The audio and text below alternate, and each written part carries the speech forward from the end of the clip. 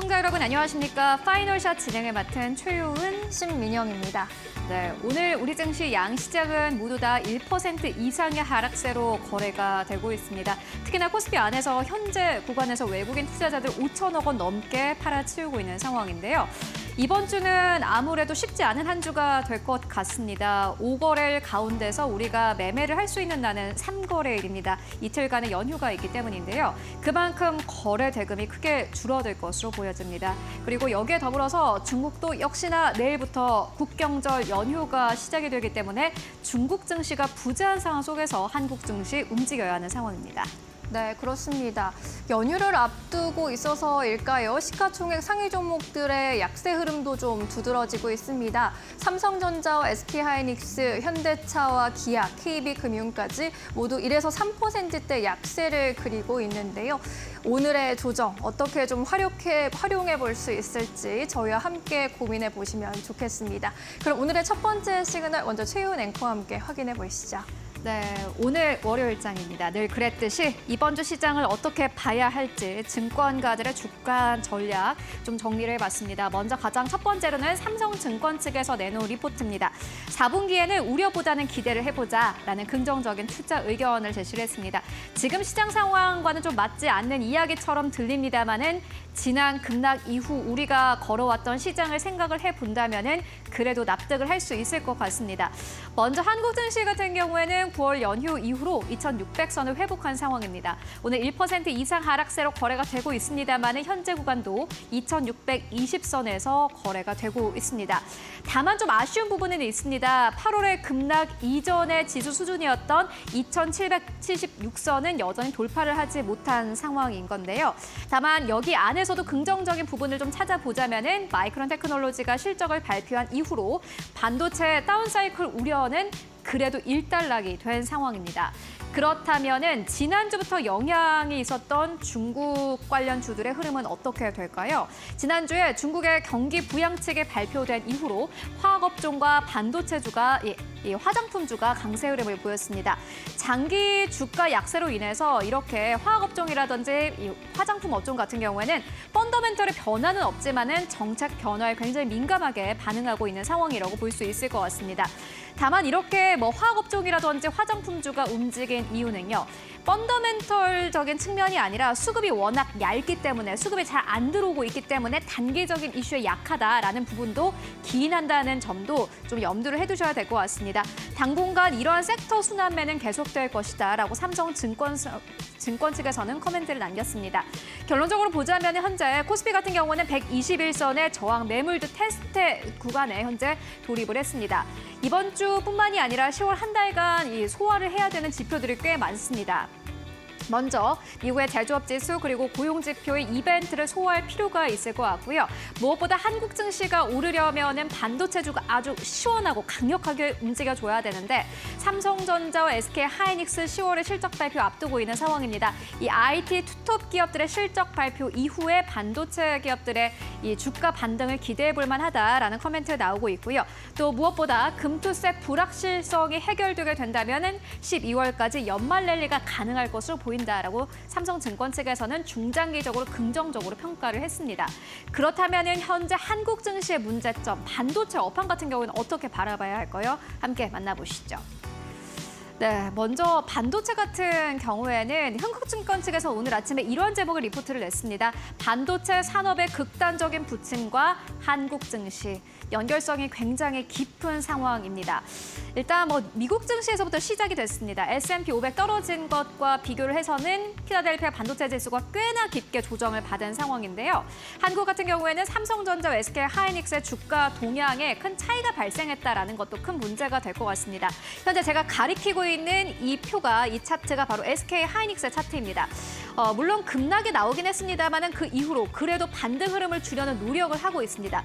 그런데 삼성전자는 어떨까요? 바로 그 밑에 있는 게 삼성전자의 주가인데 보시다시피 SK하이닉스의 주가와는 약간 반대로 움직이고 있습니다.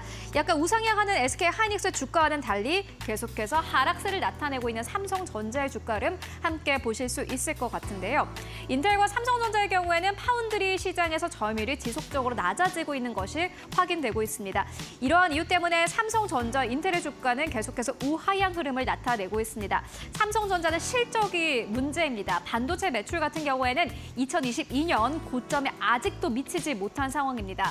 SK 하이닉스라든지 엔비디아 같은 경우에는 그래도 실적이 계속해서 고점을 경신하는 가운데 삼성전자가 이로부터 소외가 되어 있는 겁니다. 특히나 TSMC와 계속해서 격차가 벌어진다라는 것도 문제가 될 것 같습니다. TSMC 같은 경우에는 2분기 매출이요, 2022년 3분기 분기 매출의 최고 기록을 넘어선 상황입니다. 그렇기 때문에 앞으로도 삼성전자, SK 하이닉스 주가 동향은 계속해서 차이가 날 것으로 보여지고, 삼성전자의 주가가 만약에 지금보다 조금 더 올라오게 된다면은 10월에 긍정적인 실적을 발표를 하면서 가이던스까지 괜찮다면은 한국의 반도체주가 전반적으로 힘을 받을 것이다라는 전망이 나오고 있습니다. 다만 최근 들어서 이렇게 반도체주가 부침이 심한 이유는 삼성전자에 결국에는 기인한다라고 볼 수 있을 것 같은데요. 그렇다면 이러한 어려운 시장 상황 속에서 다른 증권사들은 어떠한 업종을 보고 있을까요? 함께 만나보시죠. 네, NH투자증권 측에서는 10월의 투자 아이디어는 하나다, 금리 인하다라는 투자 의견을 제시를 했습니다. 일단 NH투자증권 같은 경우에는 여러 가지 종목에 대한 투자 의견을 제시를 했습니다.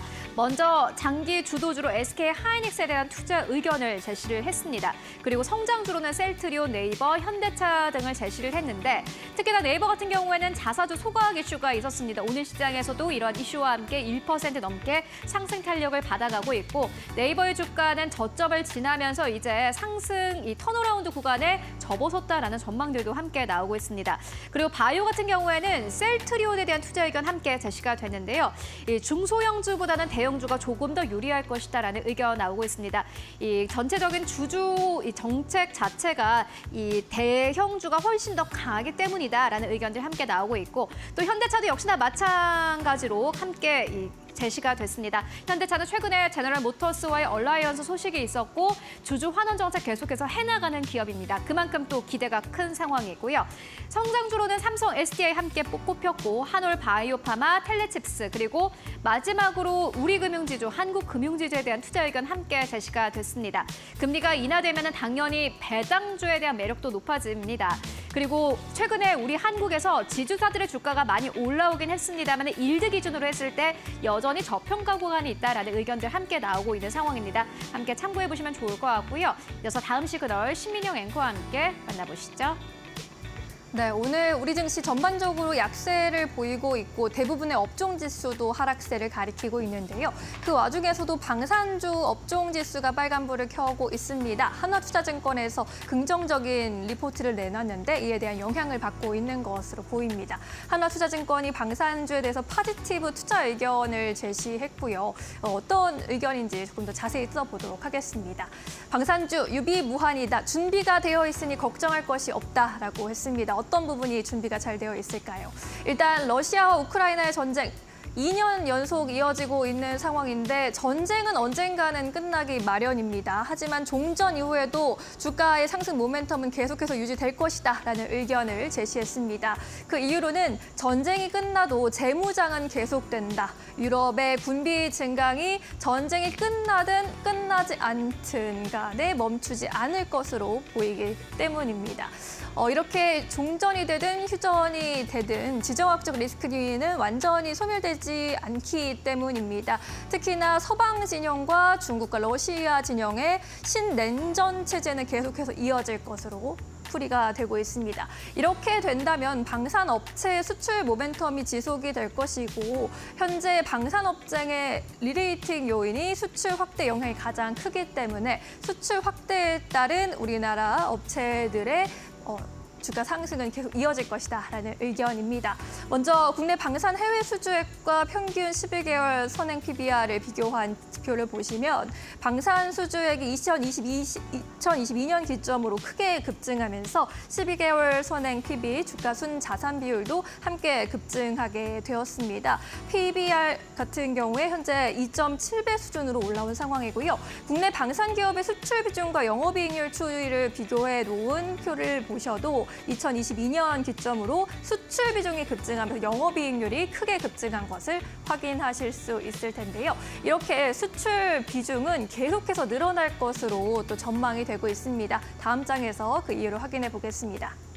그 이유는 유럽 등 주요 수출 대상국의 국방비가 늘어날 것으로 전망되기 때문입니다. 폴란드와 루마니아의 2024년 올해 GDP 대비 방위비가 4.1%, 2.3%로 추정이 되고 있는데요. 전년 대비 0.8%포인트, 0.7%포인트 상승할 것으로 추정이 되고 있습니다. 여기에 대해서 폴란드 외무장관이 지난 7월에 2025년 내년까지 이 비율을 GDP 대비 방위비 비율을 5%까지 늘리겠다라고 발표한 바 있습니다.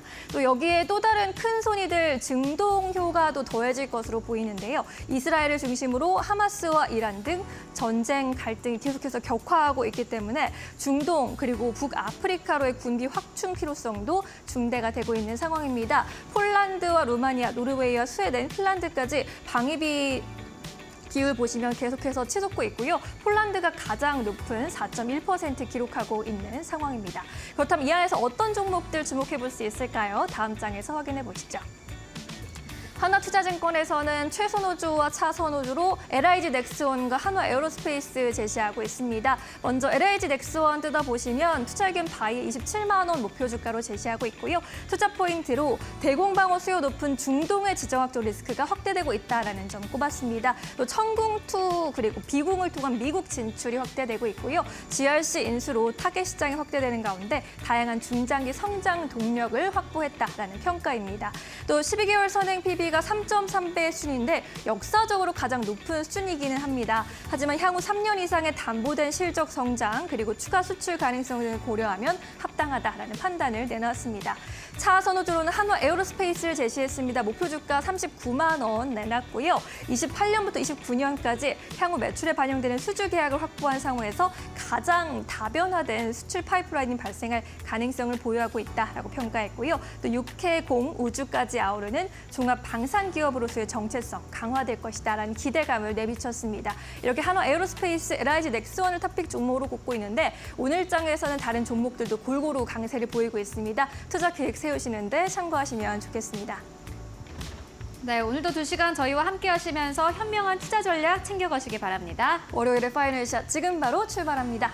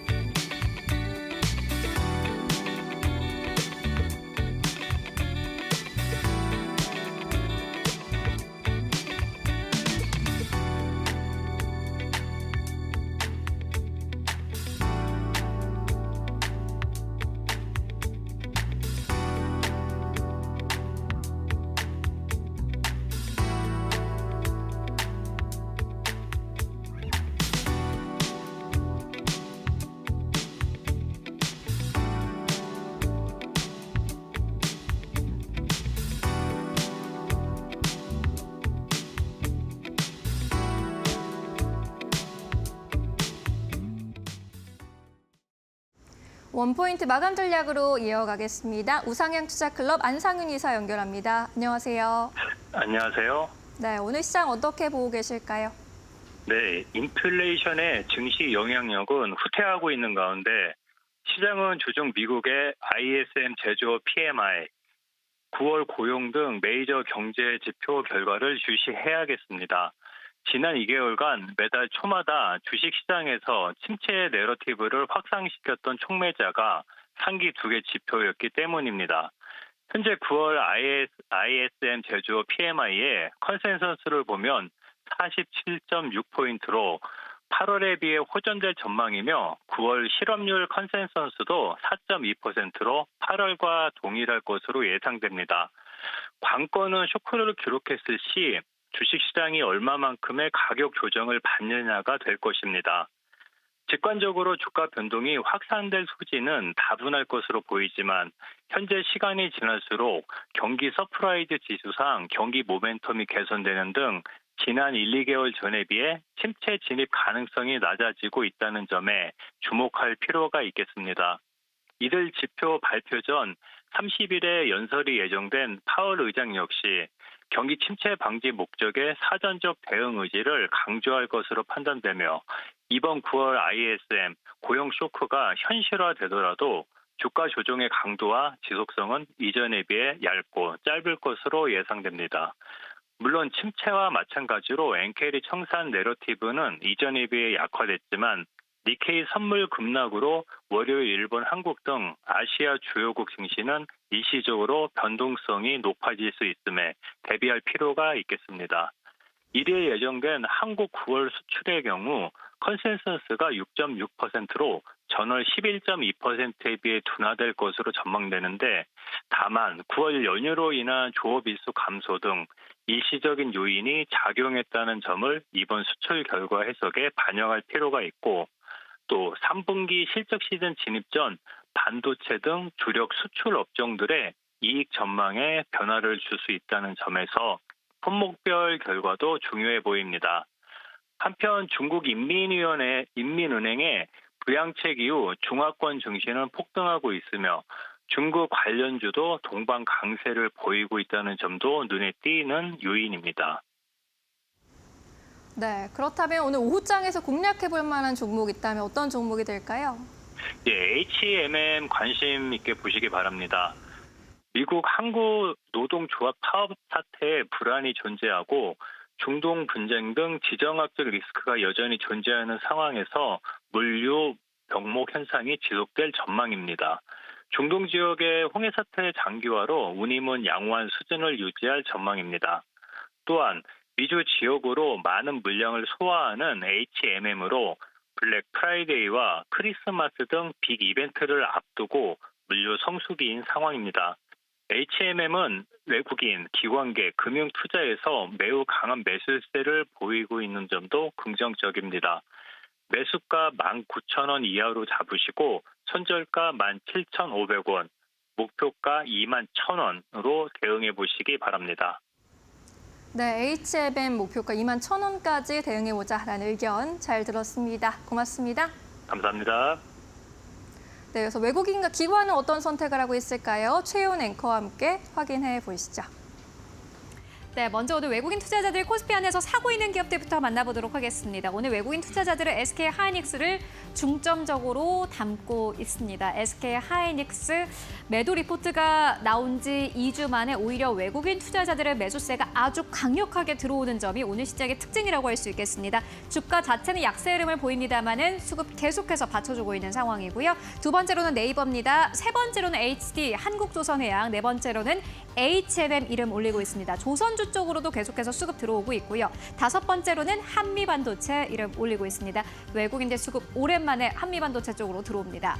매도하는 기업들 살펴보도록 하겠습니다. 삼성전자 오늘 매도하고 있습니다. 외국인 투자자들 SK 하이닉스 매수하고 있지만은 삼성전자는 오히려 매도하고 있는 흐름 나타내고 있고요. 두 번째로는 한화 에어로스페이스, 세 번째로는 한화 인더스트리얼, 네 번째로는 우선주, 다섯 번째로는 기아 이름 올리고 있습니다. 이어서 코스닥 안에서의 수급 흐름 함께 만나보시죠. 네, 오늘 코스닥 안에서 외국인 투자자들의 알테오젠을 가장 많이 매수하고 있습니다. 지난주까지 수급이 좀 빠져나갔던 제약 바이오 쪽으로 다시 한번 외국인의 매수가 집중되고 있는데요. 알테오젠, HLB, 리가캠 바이오까지 나란히 이름 올리고 있는 가운데 브랜드엑스 코퍼레이션 오늘 외국인들의 매수 들어옵니다. 기관의 매수까지 함께 들어오면서 오늘 시장에서 외국인과 기관의 쌍끌이 매수가 들어오고 있고 주가 급등세 나옵니다. 다섯 번째로는 바이닉스 이름 올리고 있습니다. 매도하는 기업들 살펴보시면요. 에코프로비엠이 가장 첫 번째 자리하고 있습니다. 두 번째로는 엔캠, 세 번째로는 에코프로인데 전반적으로 지난주에 좀 급등 흐름이 나왔던 기업들 중심으로 빠르게 차익 실현 매물들을 출회하고 있는 상황이고 다섯 번째로는 삼지엔터 이름 올리고 있습니다. 이어서 기관 투자자들의 수급 흐름 함께 만나보실까요? 네, 오늘 기관 투자자들은 네이버를 가장 많이 매수하고 있습니다. 두 번째로는 KB금융, 세 번째로는 에코프로머티, 네 번째로는 포스코홀딩스, 다섯 번째로는 현대차 이름 올리고 있고요. 매도하는 기업들 살펴보시면은 첫 번째로는 SK하이닉스입니다. 두 번째로는 우선주, 세 번째로는 삼성전기, 네 번째로는 삼성 SDI, 다섯 번째로는 삼성전자 이름 올리고 있습니다. 이어서 코스닥 안에서의 수급 흐름 함께 만나보시죠.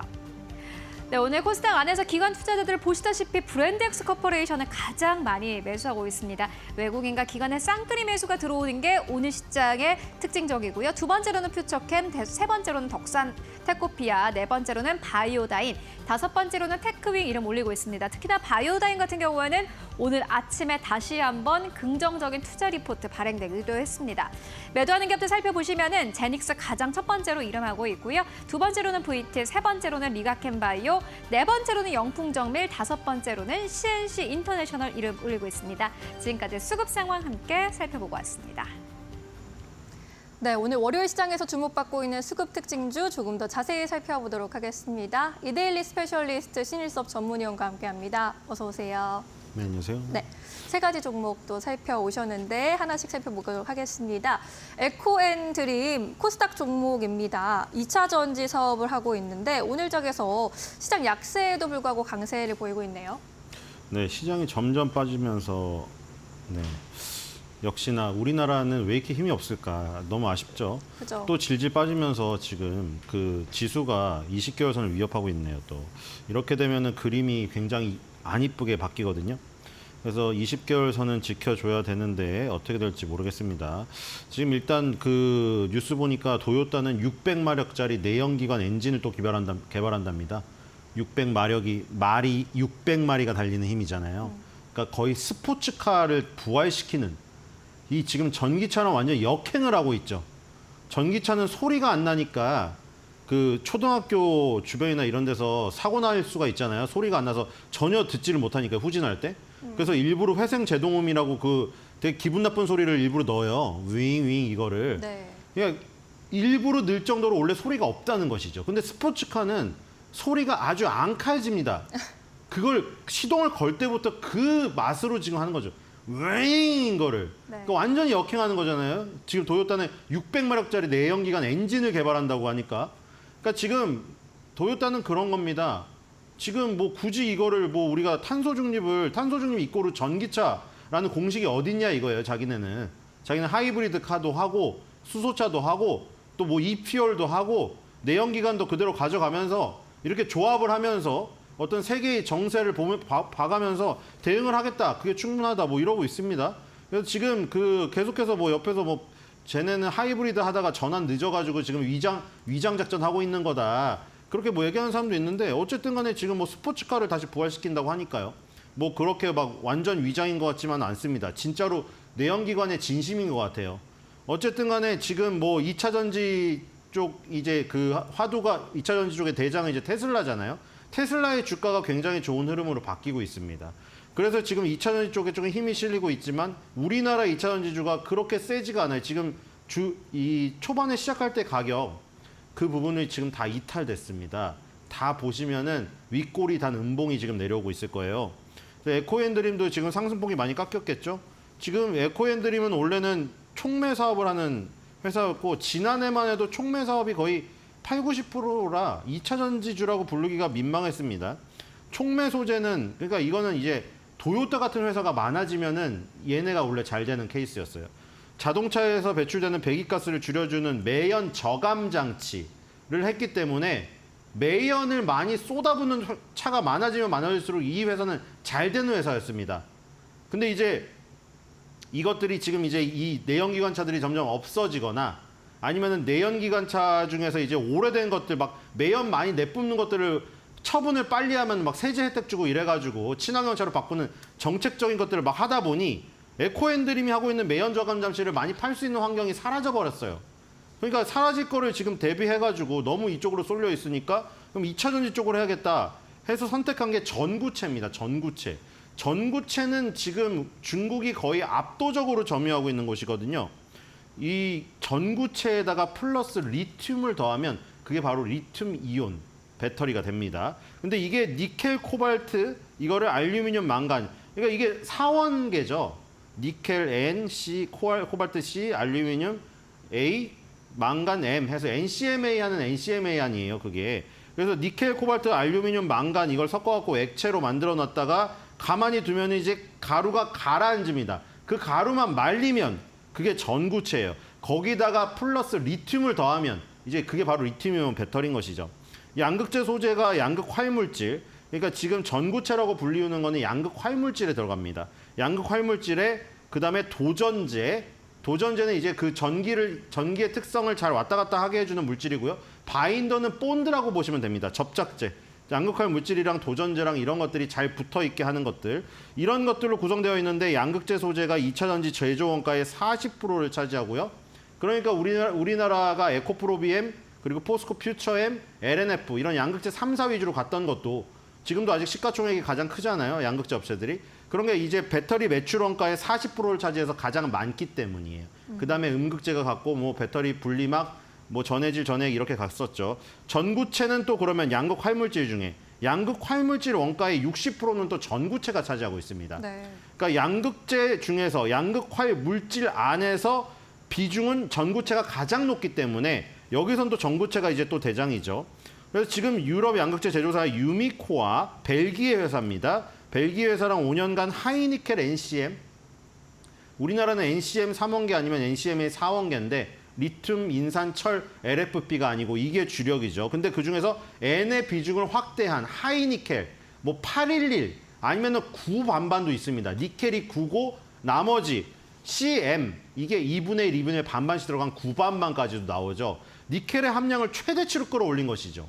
그러니까 지금 상황은 캐즘에 빠져가지고 원가 때문에 이게 오히려 뭐 하이니켈은 이제 좀 그만 가고 적당히 니켈을 가고 뭐 약간 가격을 낮추는 쪽으로 가자 뭐 이렇게도 가고 있는데 왜냐면 LFP 배터리의 침공이 너무 워낙에 지금 뜨거웠기 때문에 어쨌든 우리나라는 초반에는 하이니켈로 계속 갔습니다. 그래서 하이니켈 NCM 전구체를 공급하는 계약을 맺었었고 그게 이제 SK온 배터리에 탑재가 되어 현대차에 납품되는 이런 그 구조였죠.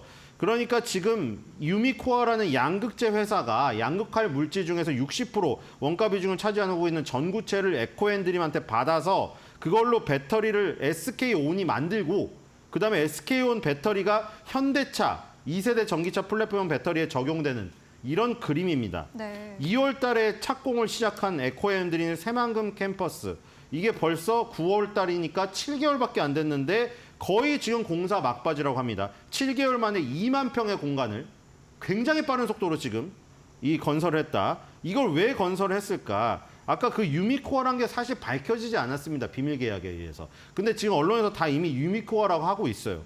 유미코어랑 지금 요 5년간 하이니켈 NCM 전구체 공급 계약한 거 요거를 뽑아내기 위해서 새만금 공장을 2만 평짜리 만든 겁니다. 기존에는 청주 공장에서 뽑아내고 있었고요.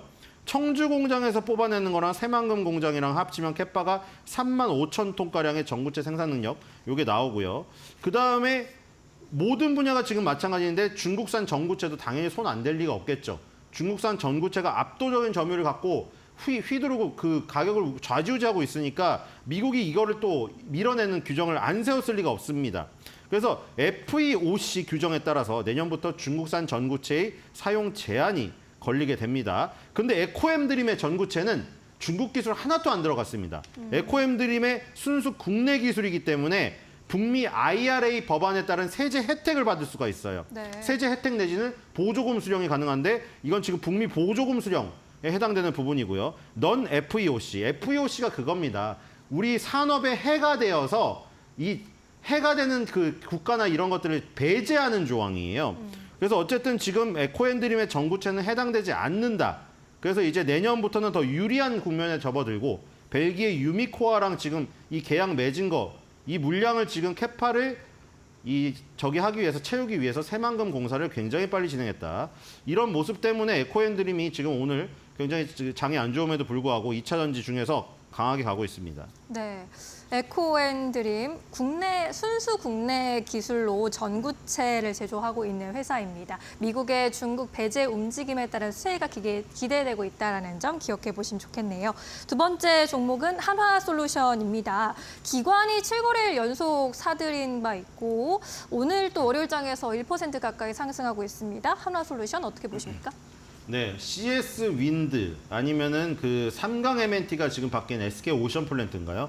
지금 그 풍력 관련주는 그래도 조금 움직였습니다.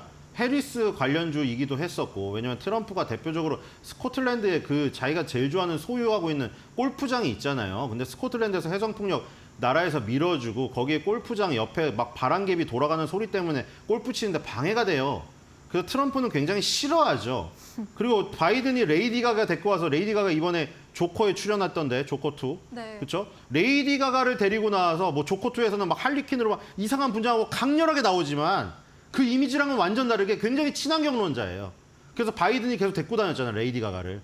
그래서 수압파쇄법으로 땅 파괴해가지고 샌드오일, 세일오일 그거 파내는 거 반대한다 했더니 트럼프가 또 레이디 가가 트럼프는 다 팝 가수는 다 척을 져요. 테일러 스위프트도 그렇고 레이디 가도 그렇고 자기를 지지 안 하니까. 어쨌든 간에 레이디 가가가 지금 바이든 데리고 다니면서 그랬는데 트럼프는 어쨌든 여기에 굉장히 반대 국면입니다. 그래서 해리스가 굉장히 여론조사가 계속 좋게 나오니까 아까 전에 말한 대로 우리나라 풍력 관련주는 그래도 반등을 좀 했어요. 근데 지금 태양광 관련주라고 지금 분류가 되는 하나솔루션은 무너져가지고 기술적인 어떤 훼손을 조금 회복을 하려고 하는데 하나도 못했습니다. 아직. 그러니까 하나솔루션이 사실 여러 가지 4가지 분야가 있잖아요. 지금 나눠진 거는 사실. 근데 여기서 이제 태양광주라고 자꾸 분류가 되는 이유는 태양광이 미치는 매출에 대한 이 영향이 가장 크기 때문입니다. 네. 일단 신재생에너지 부분이라고 나눠져 있는데 이게 바로 태양광이에요.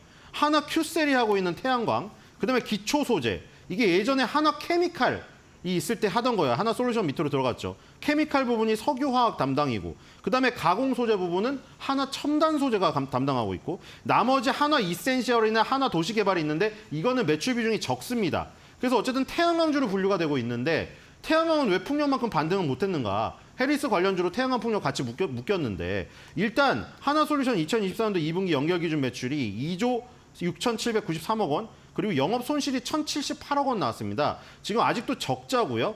전년 동기 대비 매출이 20.36% 감소한 수준이고 영업이익은 전년 동기에는 플러스였는데 영업이익이 적자 전환을 해버렸습니다. 다행히 전분기 올해 1분기 대비해서는 매출 영업이익이 12.65랑 49.74 증가하긴 했으나 전년 동기가 더 중요하겠죠. 사업 부문별로 보면은 역시 신재생에너지 부분이 매출이 9,802억 원, 아까 전에 그 하나큐셀의 태양광 부분이죠. 영업 손실이 918억 원입니다. 이게 전년 동기 대비 적자 전환했어요. 이게 결국 컸습니다. 네. 내용을 좀 뜯어보면은 일단 미국이 국가별 태양광 모듈 수입 비중이 있어요. 그 셀을 만든 다음에 셀을 이제 여러 개 합쳐놓으면 모듈이고, 모듈이 이제 산이나 뭐 이런 데 해놓으면 이게 시스템이에요. 근데 이제 셀이 모인 모듈 수입 비중이 베트남이 2019년에 10%였는데 올해 41%가 됐고요. 태국이 2019년에 2%였는데 올해 24%가 됐습니다. 자, 베트남, 태국이 왜 이렇게 떴는가? 자, 중국 애들이 머리를 굴린 거예요. 2012년부터 이미 트럼프 때부터 중국하고 엄청 관세로 싸웠잖아. 서로 막 부과하고 중국산 태양광 제품에 고율의 반덤핑 상계관세 부과를 시작했습니다. 이때부터 아까 전에 말한 대로 전구체도 마찬가지, 2차전지 전구체도 마찬가지고 태양광 모듈도 마찬가지고 전부 다 중국이 지금 장악을 해가지고 지금 저긴 더 심해요. 모듈 시스템으로 가면 좀 덜한데 폴리실리콘 이런 데는 완전히 장악해버렸어요. 지금 원료 쪽은. 그래서 대중국 수입 의존도를 낮추는 작업을 하고 있었는데 네. 중국 기업들이 우회로를 택했습니다. 동남아시아에서 생산하는 게 중국계 기업이 생산해서 태국, 말레이시아, 베트남에서 파는 게 많아요. 그러니까 지금 미국이 태양광 모듈 수입 비중이 베트남, 태국으로 잡히고 있는데 이게 다 결국 중국 거라는 것이죠. 사실상. 그래서 지금 현재 미국이 중국산 태양광 패널에 대해서 관세 50%를 인상했는데 요걸로는 다 못 막으니 아까 태국이랑 베트남으로 우회 수출하는 거 있죠. 요거까지 올해 6월 6일부터 4개국에 대해서 동남아시아 4개국에 대해서 관세 유예 조치를 종료하고 14.25의 관세를 부과하기 시작했습니다. 그러니까 이 구멍을 막으면 이쪽 구멍으로 하고 이 구멍을 막으면 이쪽 구멍으로 가니까 여러 구멍을 지금 다 막는 거예요. 나올 때마다 구멍이 생길 때마다. 그래서 이런 부분이 조금 도움이 되면서 분기 적자 폭은 직전 분기 대비 50% 이상 감소했습니다. 그러니까 적자는 지속이 됐는데 1분기에서 적자 폭이 감소했어요. 네. 그러니까 지금 요런 미국의 요런 작업들이 도움이 됐고 그러면서 우리나라는 셀 모듈 가격이 비싸가지고 쟤네가 가격으로 덤핑 치면 안 돼요. 근데 뭐가 있었냐면은 쟤네는 대부분 주택용입니다. 주택용 태양광이에요. 근데 이 지금 하나 큐셀에서 하는 거는 미국의 데이터 센터에서 쓰일 수가 있어요. 그러니까 고품질인 것이죠. 가격이 비싸더라도 중국의 주택용에서 쓰는 중국산을 데이터 센터에 걔네가 넣기가 어렵습니다. 그래서 그런 부분이 조금 풀린 부분이 있다는 거. 그다음에 아까 말한 대로 IRA법에 따른 인센티브가 있습니다. 첨단 제조 생산 세액공제라고 이것도 마찬가지예요. 하나큐셀에 들어가는 거 중국에서 뭐 손댄 게 하나도 없기 때문에 1분기에 966억 원 세액공제 받았던 거를 2분기에 1,468억 원 받아서 500억 원 증가했습니다. 그래서 영업 적자 폭이 감소했다. 그러니까 이 폭이 감소하는 게 3, 4분기로 가면은 역전돼가지고 흑자 전환 가능성이 있다는 게 좀 기대감이고요. 네. 그다음에 케미칼 부분은 매출이 1조 224억 원, 영업 손실이 174억 원입니다. 영업 손실이 저기 태양광 쪽보다는 적죠. 요것도 마찬가지입니다. 폴리에틸렌, 뭐 폴리프로필렌 이런 것들이 가격이 조금 돌아오면서 적자 규모가 전 분기 대비 1분기 대비해서 조금 감소했습니다. 반도전 케이블 이쪽을 새로 손대고 있다는데요. 전기력을 차단해서 방전을 막는 소재라고 합니다. 전력 케이블을 25년 동안 사용하는데 내구도를 위해서 필요한 소재고 이게 좋은 게 하나 케미칼이 지금 요 원료를 뽑아내고 있거든요. EBA라는 에틸렌 뷰틸 아클레이트 코폴리모예요. 요거를 투입해가지고 만들 수 있기 때문에 효율성이 높다고 합니다. 그리고 이제 첨단 소재 부분은 GS에너지랑 합작법인으로 만든 HNG 케미칼이라는 요 회사가 있어요.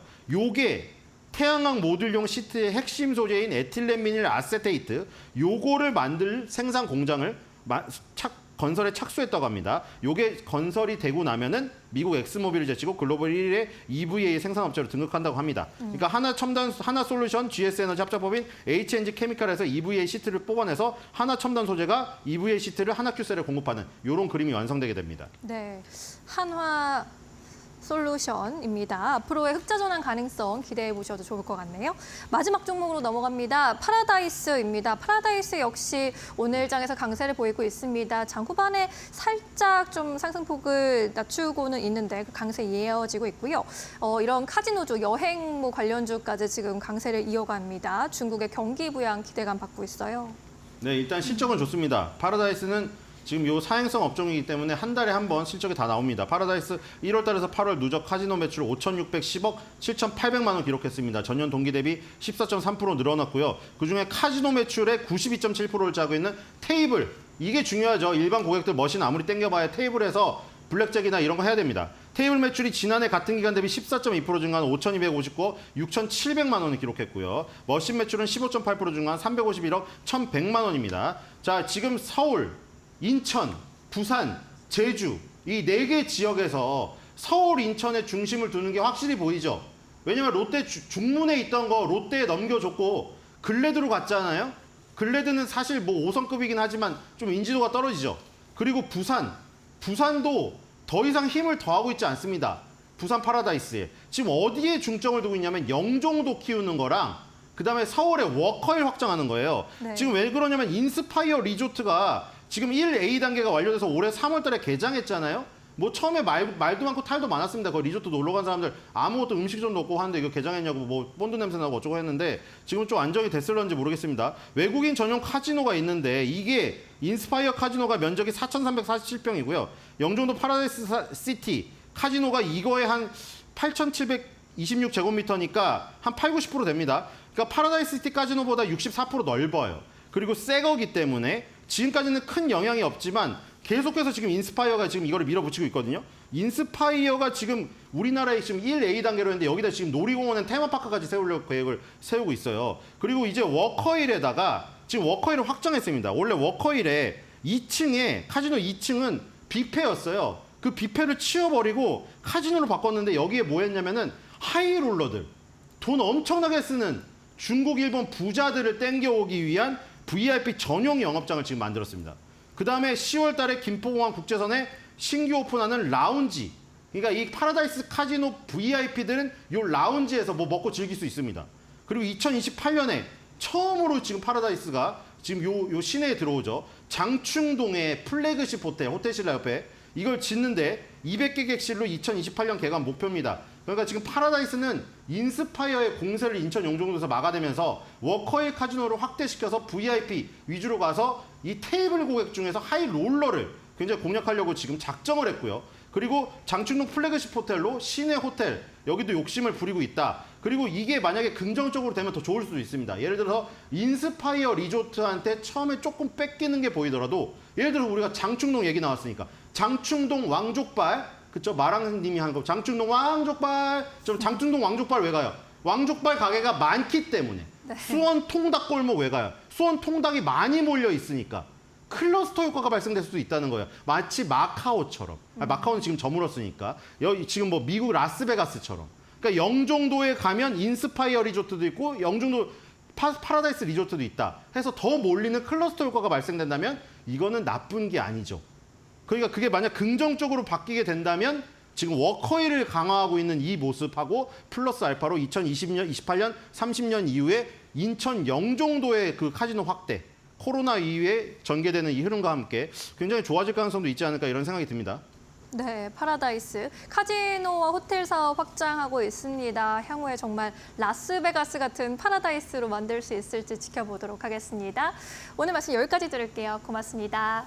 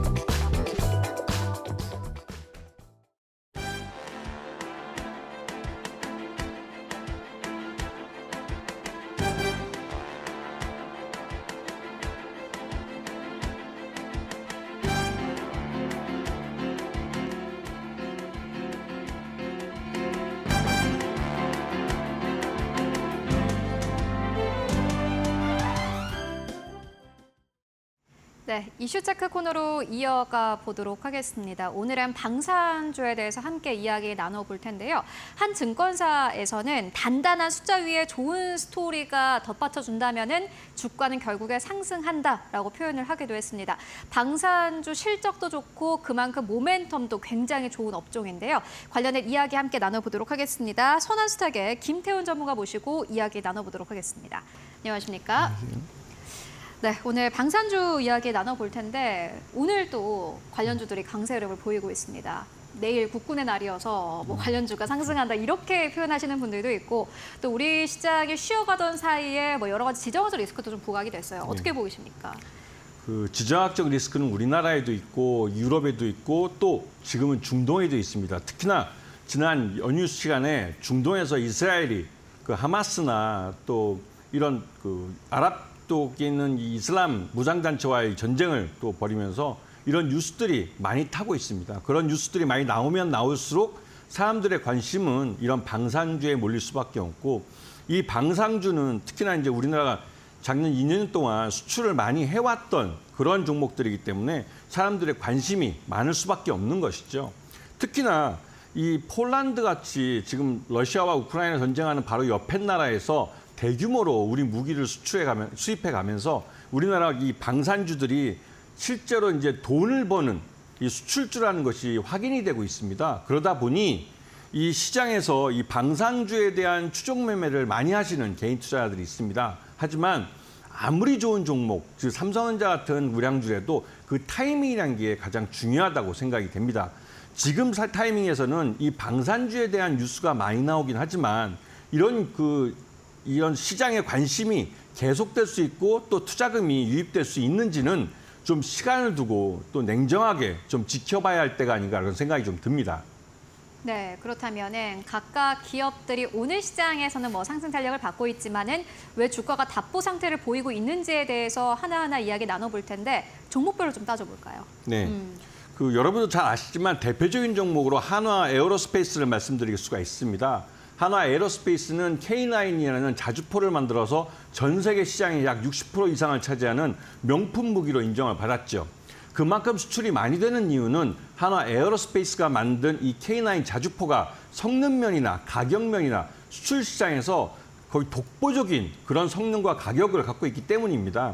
이 부분은 이 독일이나 러시아 또 중국산 제품에 비해서도 가격도 능력도 또 이런 각 지역에서 그 자연 환경에 맞는 그런 운용에서도 유리한 면이 있기 때문에 그런 것이고요. 그리고 이 LIG 넥스원 같은 경우는 UAT에 이제 대규모로 수출되고 했는데요. 이런 유도 무기들은 우리나라가 지금까지 수출하지 않았던 그런 무기입니다. 하지만 이제 LIG 넥스원의 이런 유도 무기들이 아랍에미리트 같은 데서 성능을 인정받으면서 다른 나라들도 관심을 갖기 시작했고 현대 로템 같은 경우는 흑표투 전차를 무기 시장에서 이번에 내놓으면서 그게 폴란드 시장에서 이 주목을 받고 있습니다. 특히나 바로 옆에 있는 우크라이나가 러시아와 전쟁을 하고 있는데 이 K2 흑표 전차는 서방 전차와 우리 러시아 전차의 그 장점들을 뽑아서 만든 가장 최근에 만든 자유세계에서 만든 가장 최첨단 이 전차라고 할 수가 있는 것이죠. 그러다 보니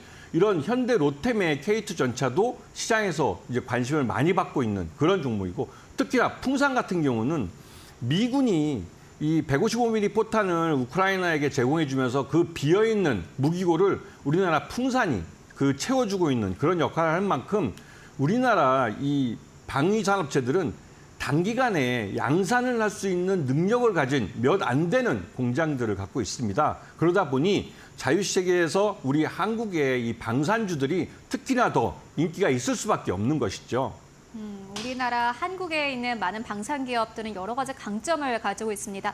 앞서서 말씀해 주셨던 것처럼 빠르게 또 무기를 만들 수 있다는 D의 강점이 있고 또 프라이스 가격에 대한 장점도 있는 기업들이 한국의 기업들입니다. 그렇다면은 중동의 지정학적 리스크가 부각이 되면 될수록 아무래도 방산주가 다시 한번 또 부각을 받을 가능성이 높아 보이는데 두 이슈와 그 종목의 연관성은 어떻게 보고 계십니까? 네, 요즘 토요일 일요일 주말 사이에 이 이스라엘이 바로 남부 레바논을 아주 폭격을 해서 그 지역에 있는 아랍계의 이런 뭐랄까요 이 테러 단체라고 하긴 뭐하고 거기에서는 확실히 이 아랍인들에게 선택받은 정부 역할을 하고 있는 무장 단체니까요.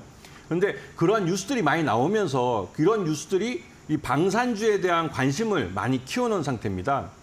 그도 그럴 게 방산주들이 전쟁과 밀접한 무기를 판매하는 회사들이다 보니 그런데요. 하지만 이 중동에서의 전쟁이 우리나라 방산, 무기 수출에 어떠한 영향을 미치냐. 이거는 실질적으로 우리가 법률적으로 이러한 실제 전쟁을 하고 있는 국가에 무기를 수출하지 못하는 규제가 있기 때문에 이 중동 전쟁에 직접적으로 우리 무기가 수출되는 일은 없을 겁니다. 하지만 이런 뉴스가 많이 나오면서 시장에 투자자들이 많은 관심을 갖게 되고 특히나 방산주들에 대해서 관심을 많이 갖게 됐죠. 하지만 이런 방산주들은 대형주들보다는 중소형주, 특히나 이 빅텍이나 그러니까 빅텍이나 스페코나 이런 중소형주들에 관심을 많이 갖게 되는데 그거는 투자자들이 학습 효과가 되어 있기 때문에 그런 것입니다. 학습 효과라는 건 다른 것보다도 일단 이런 종목들이 시장에서 뉴스를 탔을 때 개인 투자자들이 묻지마 매수를 보면서 뇌동매매를 하는 것들을 많이 보여주고 그러면서 단기적으로 장대 양봉을 만드는 그림을 많이 그려주기 때문에 그런 것에 투자자들이 학습 효과가 되어 있는 것이죠. 그러다 보니 이런 종목들은 이 관련된 전쟁에 관련된 뉴스나 지정학적 리스크에 대한 뉴스들이 나오면 개인 투자자들의 묻지마 매수의 대상이 되고 있는 것입니다. 그러다 보니 이런 대형주인 진짜 무기를 수출하는 그 한화 에어로스페이스나 LIG 넥스원이나 또 이런 한국 항공우주 같은 그런 업체들과 이 중소형주라고 할 수 있는 이 스펙코니, 빅텍이니 뭐 이런 종목들하고는 확실하게 좀 차이 나는 모습들을 많이 보여주고 있죠. 맞습니다. 특히나 뭐 지정학적 리스크가 부과하게 되면은 그만큼 시장은 빠르게 움직이는데 말씀해 주셨던 것처럼 사실 진짜 수혜주는 대형주인데 대형주보다는 중소형주 쪽으로 조금 더 움직이고 있는 상황입니다. 다만 뭐 그럼에도 불구하고 여전히 좀 기대를 해볼 수 있는 상황인 것 같다라는 생각이 드는데 특히나 뭐 헤즈볼라 지도자들의 사망 사건과 같은 이러한 사건들은 방산주에는 좀 힘을 실어줄 수 있지 않을까 하는 생각이 들거든요. 어떻게 보십니까? 그 헤즈볼라 지도자가 죽었다는 뉴스는 실질적으로 이 중동 전쟁이 확산될 수 있는, 즉 확전될 수 있다는 그런 의미를 내포하고 있습니다. 왜냐하면 지금 여러분도 아시다시피 이스라엘이 이 레바논을 기존에 이 팔레스타인 난민들을 공격하던 것과 다르게 레바논이라는 바로 위 인접 국가를 공격하면서 거기에 있는 헤즈볼라 수장을 이번에 폭격을 통해서 죽이는 사건이 발생했습니다. 그리고 이것은 이쪽 지역에 어떠한 주도권을 갖고 있다고 생각했던 이란이 여기에 대해 직접적인 발언을 하게 만들었고 이것 때문에 사우디아라비아가 오랜만에 이 국제유가 100불을 유지하면서 자신들이 이제 그 100불을 유지하기 위한 정책을 펴다가 이 정책을 이제 접고 고객들을 더 많이 확보하는 쪽으로 정책을 변환한다고 해서 국제유가가 안정화된다는 기대감이 커질 때 이런 사건이 터지면서 이 국제유가가 자극을 받고 있습니다. 그러다 보니 이러한 국제유가를 배경으로 해서 이 돈을 버는 산유국들은 솔직히 좀 불안한 것들이 많고 불안하다 보다니까 이런 무기에 대한 수요를 늘리려고 하는 그런 의지가 있는 것이죠. 그러다 보니 얼마 전에 사우디도 그렇고 아랍에미리트도 그렇고 우리나라 무기들을 대량으로 사간 적이 있습니다.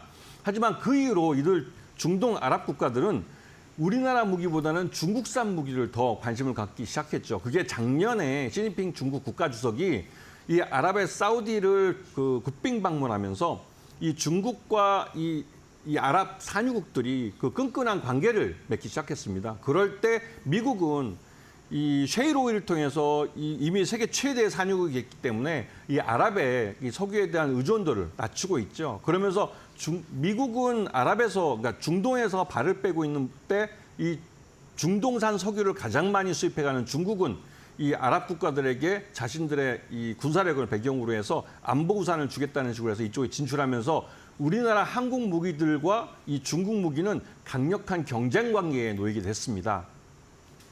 네, 그렇다면은 이제 종목을 어떤 걸 봐야 할지가 참 궁금합니다. 앞서서 말씀해 주셨던 것처럼 사실 중소형주는 크게 수혜를 볼 수가 없는 게 이게 뭐 방산 기업들 같은 경우 수출하려면은 아무래도 국가의 허가가 필요하지 않습니까? 그렇기 때문에 뭐 장기적으로는 중소형주가 수혜를 받을 수 있겠지만은 일단 단기적으로 봤을 때 그리고 중단기적으로 봤을 때는 큰 기업들이 더 수혜를 받을 가능성이 높은데 이러한 뭐 구조들 어떻게 보고 계십니까? 그 무기를 수출하는 데 있어서 우리나라는 특징이 있습니다. 그게 여러분들이 쉽게 생각할 때 우리가 물건을 상품을 수출을 할 때 그 나라 기업과 우리나라 민간 기업이 서로 만나서 협의를 해서 가격을 협상하고 수량을 협상하고 이러면서 할 것 같지만 그 전에 기본적으로 무기 수출이라는 건 살상 무기가 있기 때문에 국가의 허락을 받아야 됩니다. 그리고 국가는 이러한 무기 수출하는 지역에 대한 규제도 함께 하고 있죠. 민간 기업이 팔고 싶다고 해서 바로 팔 수 있는 게 아닙니다. 우리나라 기업들 같은 경우는 이 무기를 수출할 때 이 샘플로 보내는 무기를 우리나라 국군에 납품했던 무기를 하나 대여해서 그걸 빌려서 그 외국에다가 샘플로 제출하고 있습니다. 그러다 보니 거기에 들어가는 대여료도 좀 지불하고 있죠. 그러면서 이 대기업들이 이 무기 수출에 있어서 여러 가지 규제들이 많이 또 생겨나고 있는데요. 그러다 보니 이제 국내 이 국산 무기들, 특히 이제 한화 에어로스페이스나 또 다른 이런 그 대형주들은 이 수출하는 데 있어서 여러 가지 규제 때문에 어려움을 많이 겪고 있습니다. 하지만 이 중소형주들이라고 해서 이 시장 내에서 이런 이슈가 많이 발생할 때 주가를 많이 또 급등시키는 이런 작은 중소형주들 같은 경우는 주로 내수시장에서 국군을 상대로 해서 무기를 판매를 하고 있기 때문에 방사청이 예산을 얼마나 많이 확보하느냐에 따라서 이 실적이 달라지는 모습을 보입니다. 그렇기 때문에 이 대형주들과 이 중소형주들을 바라보는 시각을 달리 가져야 되는 것이죠. 특히나 지난번에 이 한국수출입은행이 자본을 확충을 해서 이 지급보증이나 이런 수출에 대한 차관을 제공해 줄 수 있는 여유가 많이 생겼을 때 우리나라 이런 국산 무기들이 대량으로 해외에 많이 수출된 경험이 있습니다. 그런 전례에 따라서 한국수출입은행이 수출에 대해서 여러 가지 지급보증이나 또 아니면 여기에 대한 차관을 제공해서 무기를 살 수 있는 돈을 해외에 빌려주면서 수출이 많이 늘어나는 그런 경험을 해왔기 때문에 그런 식으로 수출이 이루어지다 보면 한국 산업은행, 그러니까 수출입은행이 자본을 추가적으로 더 확충해야 되는 문제가 발생하게 되죠. 그런 부분 때문에 우리나라 대형주의 무기 수출에 있어서도 어느 정도 한계가 있는 게 사실입니다. 알겠습니다. 일단 관련된 종목까지 함께 짚고 왔는데 그렇다면 투자할 때 좀 유의해야 될 부분이 있을까요? 네. 일단 무기에 관련된 종목들은 시장에서 이 지정학적 리스크나 이런 뉴스가 있을 때 관심을 가지는 게 좋으시고 특히나 이 하나 에어로스페이스 같은 경우는 우리 한국의 럭키드 마틴이라는 말을 들은 만큼 육해공으로 다양한 무기들을 보유하고 있습니다. 그러다 보니 하나 에어로스페이스에 대한 다른 미국이나 러시아나 중국에 있는 이 방산업체들의 견제가 꽤 심해지고 있습니다. 그러다 보니 이 수출에 있어서 호주의 이런 육상 레드백을 수출하는 데서도 굉장히 어려움을 겪고 있죠. 이런 부분들을 잘 보시면서 시장 내에서 이 뉴스가 나왔을 때 그 뉴스가 이 회사 실적에 진짜로 영향을 미치고 긍정적으로 영향을 미칠 수 있는지를 확인하시면서 매매를 하시는 게 좋을 것 같습니다. 네, 알겠습니다. 지금까지 선한스탁의 김태훈 전문가와 함께 방산 업종에 대한 이야기 나눠봤습니다. 말씀 고맙습니다.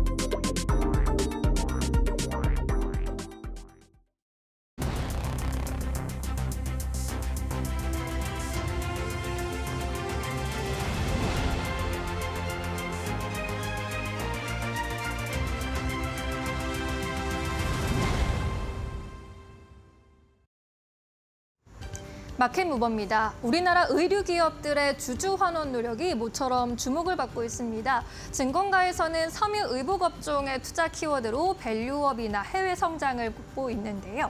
밸류업에 집중하고 있는 기업 혹은 해외 실적 성장이 나타날 것을 보이는 기업 위주로 선택과 집중을 권고했습니다. 먼저 밸류업 대표주로는 FNF와 힐라홀딩스가 꼽히고 있습니다. 이 두 종목 모두 이번에 코리아 밸류업 지수에 편입이 된 종목들입니다. 최근 2년 사이에 자사주 매입이나 배당 확대 노력을 강화해 왔는데요. 지난 2022년부터 업황이 부진하게 되면서 실적이 시장 기대치에 미치지 못했고 투자자들의 외면을 받기 시작했습니다. 이에 따라 주주 환원 노력을 강화하면서 기업 가치 제고에 나선 것 것으로 보입니다. 주주환원 기조를 강화하고 있는 데다가 2025년에 실적 회복 가시성이 높은 종목들이다라는 평가를 받고 있습니다. 먼저 FNF 같은 경우에는 중국 내 신규 브랜드 확장에 나서고 있는데요. 디스커버리의 판매권, 해외 판매권을 지난 7월에 획득하게 됐습니다. 이에 따라 MLB와 같은 큰 브랜드로 성장시킬 수 있을까라는 기대감을 받고 있는 상황입니다. 휠라홀딩스의 경우에는 구조조정 효과와 국내 턴어라운드, 해외 턴어라운드까지 기대가 되고 있는 상황입니다. 요즘 K-패션에 대한 관심이 그 어느 때보다 높은 상황인데 국내 인기 있는 인디 K-패션 브랜드의 중화권 사업을 본격화한 바 있고요. 이에 따라서 K-패션주의 대표격으로 꼽히고 있는 휠라홀딩스입니다. 이 FNF와 휠라홀딩스 모두 밸류에이션 부담이 없는 편이어서 현 시점에서 접근하기 좋겠다라는 의견을 받아가고 있습니다. 한편 의류 업종 내수가 굉장히 부진한 상황입니다. 백화점 주요 의복 판매 증감 추이를 보셔도 계속해서 급격하게 감소하고 있는 것을 확인할 수 있는데요. 이에 따라서 일부 기업들은 해외로 또 판로를 찾을 수밖에 없는 상황입니다. 다음 장으로 넘어가 보겠습니다. 해외 성장에 나서고 있는 의류주들인데 여기서 실적 성장이 나타날 것으로 보이는 종목 대표적으로 브랜드 엑스코퍼레이션 꼽히고 있습니다. 내수와 중국 기반 성장으로 실적이 고성장할 것으로 예상되고 있습니다. 지난 7월에 중국 내 잭시믹스 1호점을 오픈했는데 오픈 당일에 약 2천만 원 정도의 매출을 올린 것으로 보입니다. 주말 특수 그리고 연말 효과가 있긴 했었지만 상위권 성과를 나타냈다라는 평가를 받고 있고요. 2분기 중국 매출이 22억 원으로 또 추산이 되고 이에 따라 3분기에도 또 실적 성장이 나타날 것으로 보입니다. 중국 내 매장 확대를 위한 도매 매출 증가 등이 기대될 것으로 보이고 앞으로 FW 의류가 또 증가하게 되면서 매출도 전분기 대비 성장할 것이다라는 기대감 받아가고 있습니다. 현재 컨센서스 영업이익이 52억 원 수준인데 상장이 보수적이다라는 판단을 받아가고 있습니다.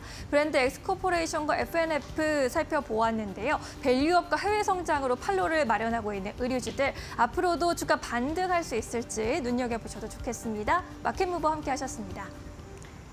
네, 이어서 오늘 시장에서 움직이고 있는 기업들 하나하나 살펴보도록 하겠습니다. 오늘은 지시인포의 박수범 대표 그리고 이데일리온의 박정식 파트너 모시고 오늘 시장에서 움직이는 종목들 함께 이야기 나눠보도록 하겠습니다. 안녕하십니까?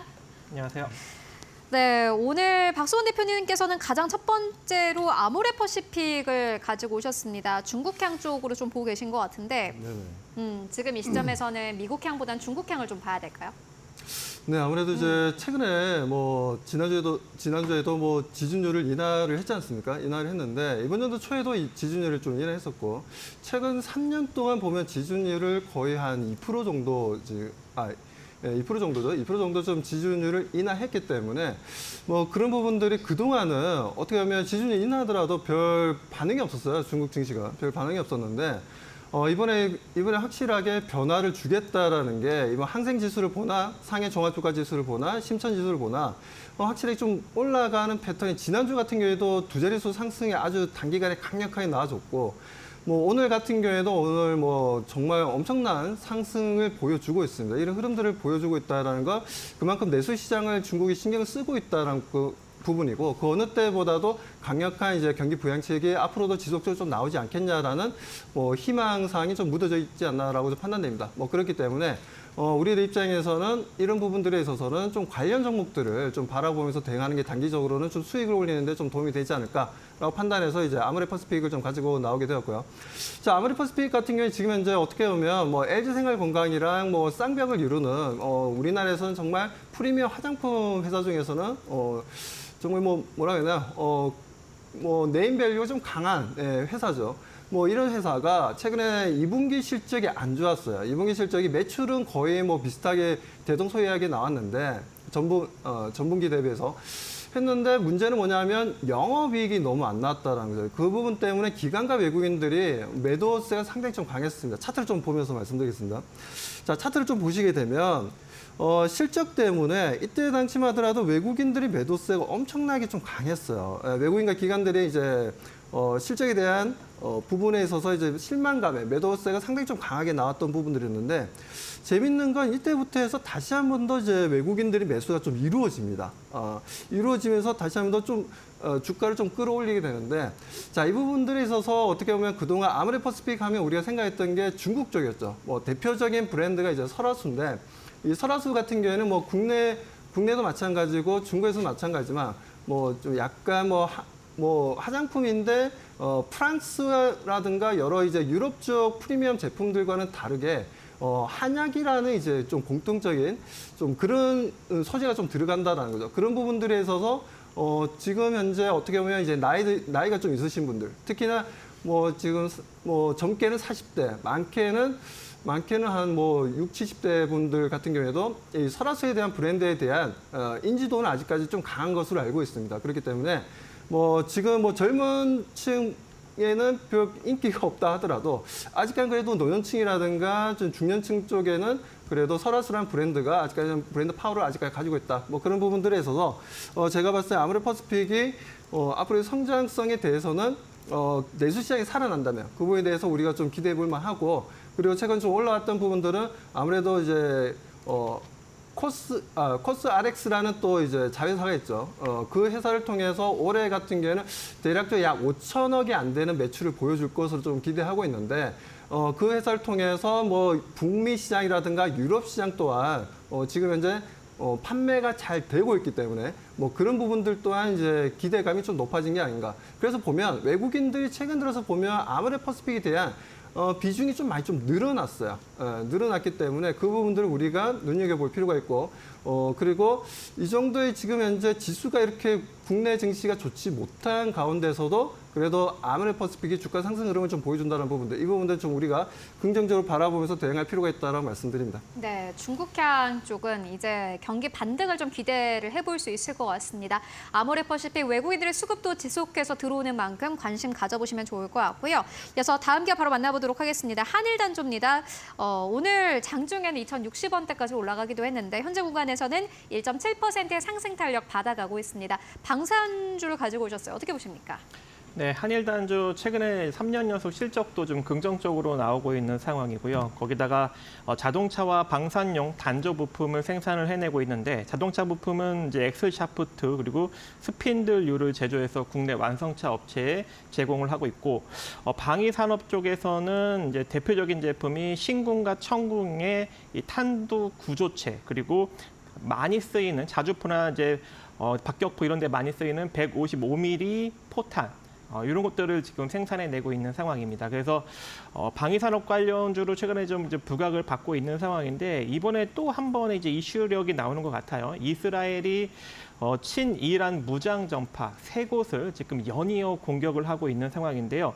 일단 지난 7월 31일 날 팔레스타인 가자 지구의 하마스 지도자인 이스마일 하나예를 일단 뭐 이란 쪽에서 이제 또 암살을 해서 사망을 시켰고 거기에 이제 9월 23일부터 한 주 내내 레바논의 헤즈볼라를 폭격을 하면서 여기 수장인 하산 나스랄라를 폭사시켰습니다. 그래서 이란이 지금 발끈을 하면서 보복을 하겠다라는 지금 언급을 하고 있는데 거기에 또 이어서 29일 날 예멘 반군 후티 근거지를 또 폭격을 했기 때문에 아무래도 이제 중동 쪽의 어떠한 이런 리스크는 지정학적 리스크는 계속적으로 좀 이루어지지 않을까라고 생각을 해요. 그래서 지금 한일 단조가 지금 월봉상 흐름을 보면은 상당히 많이 지금 눌려 있는 격이거든요. 지난 2021년 저점보다 조금 더 눌렸어요.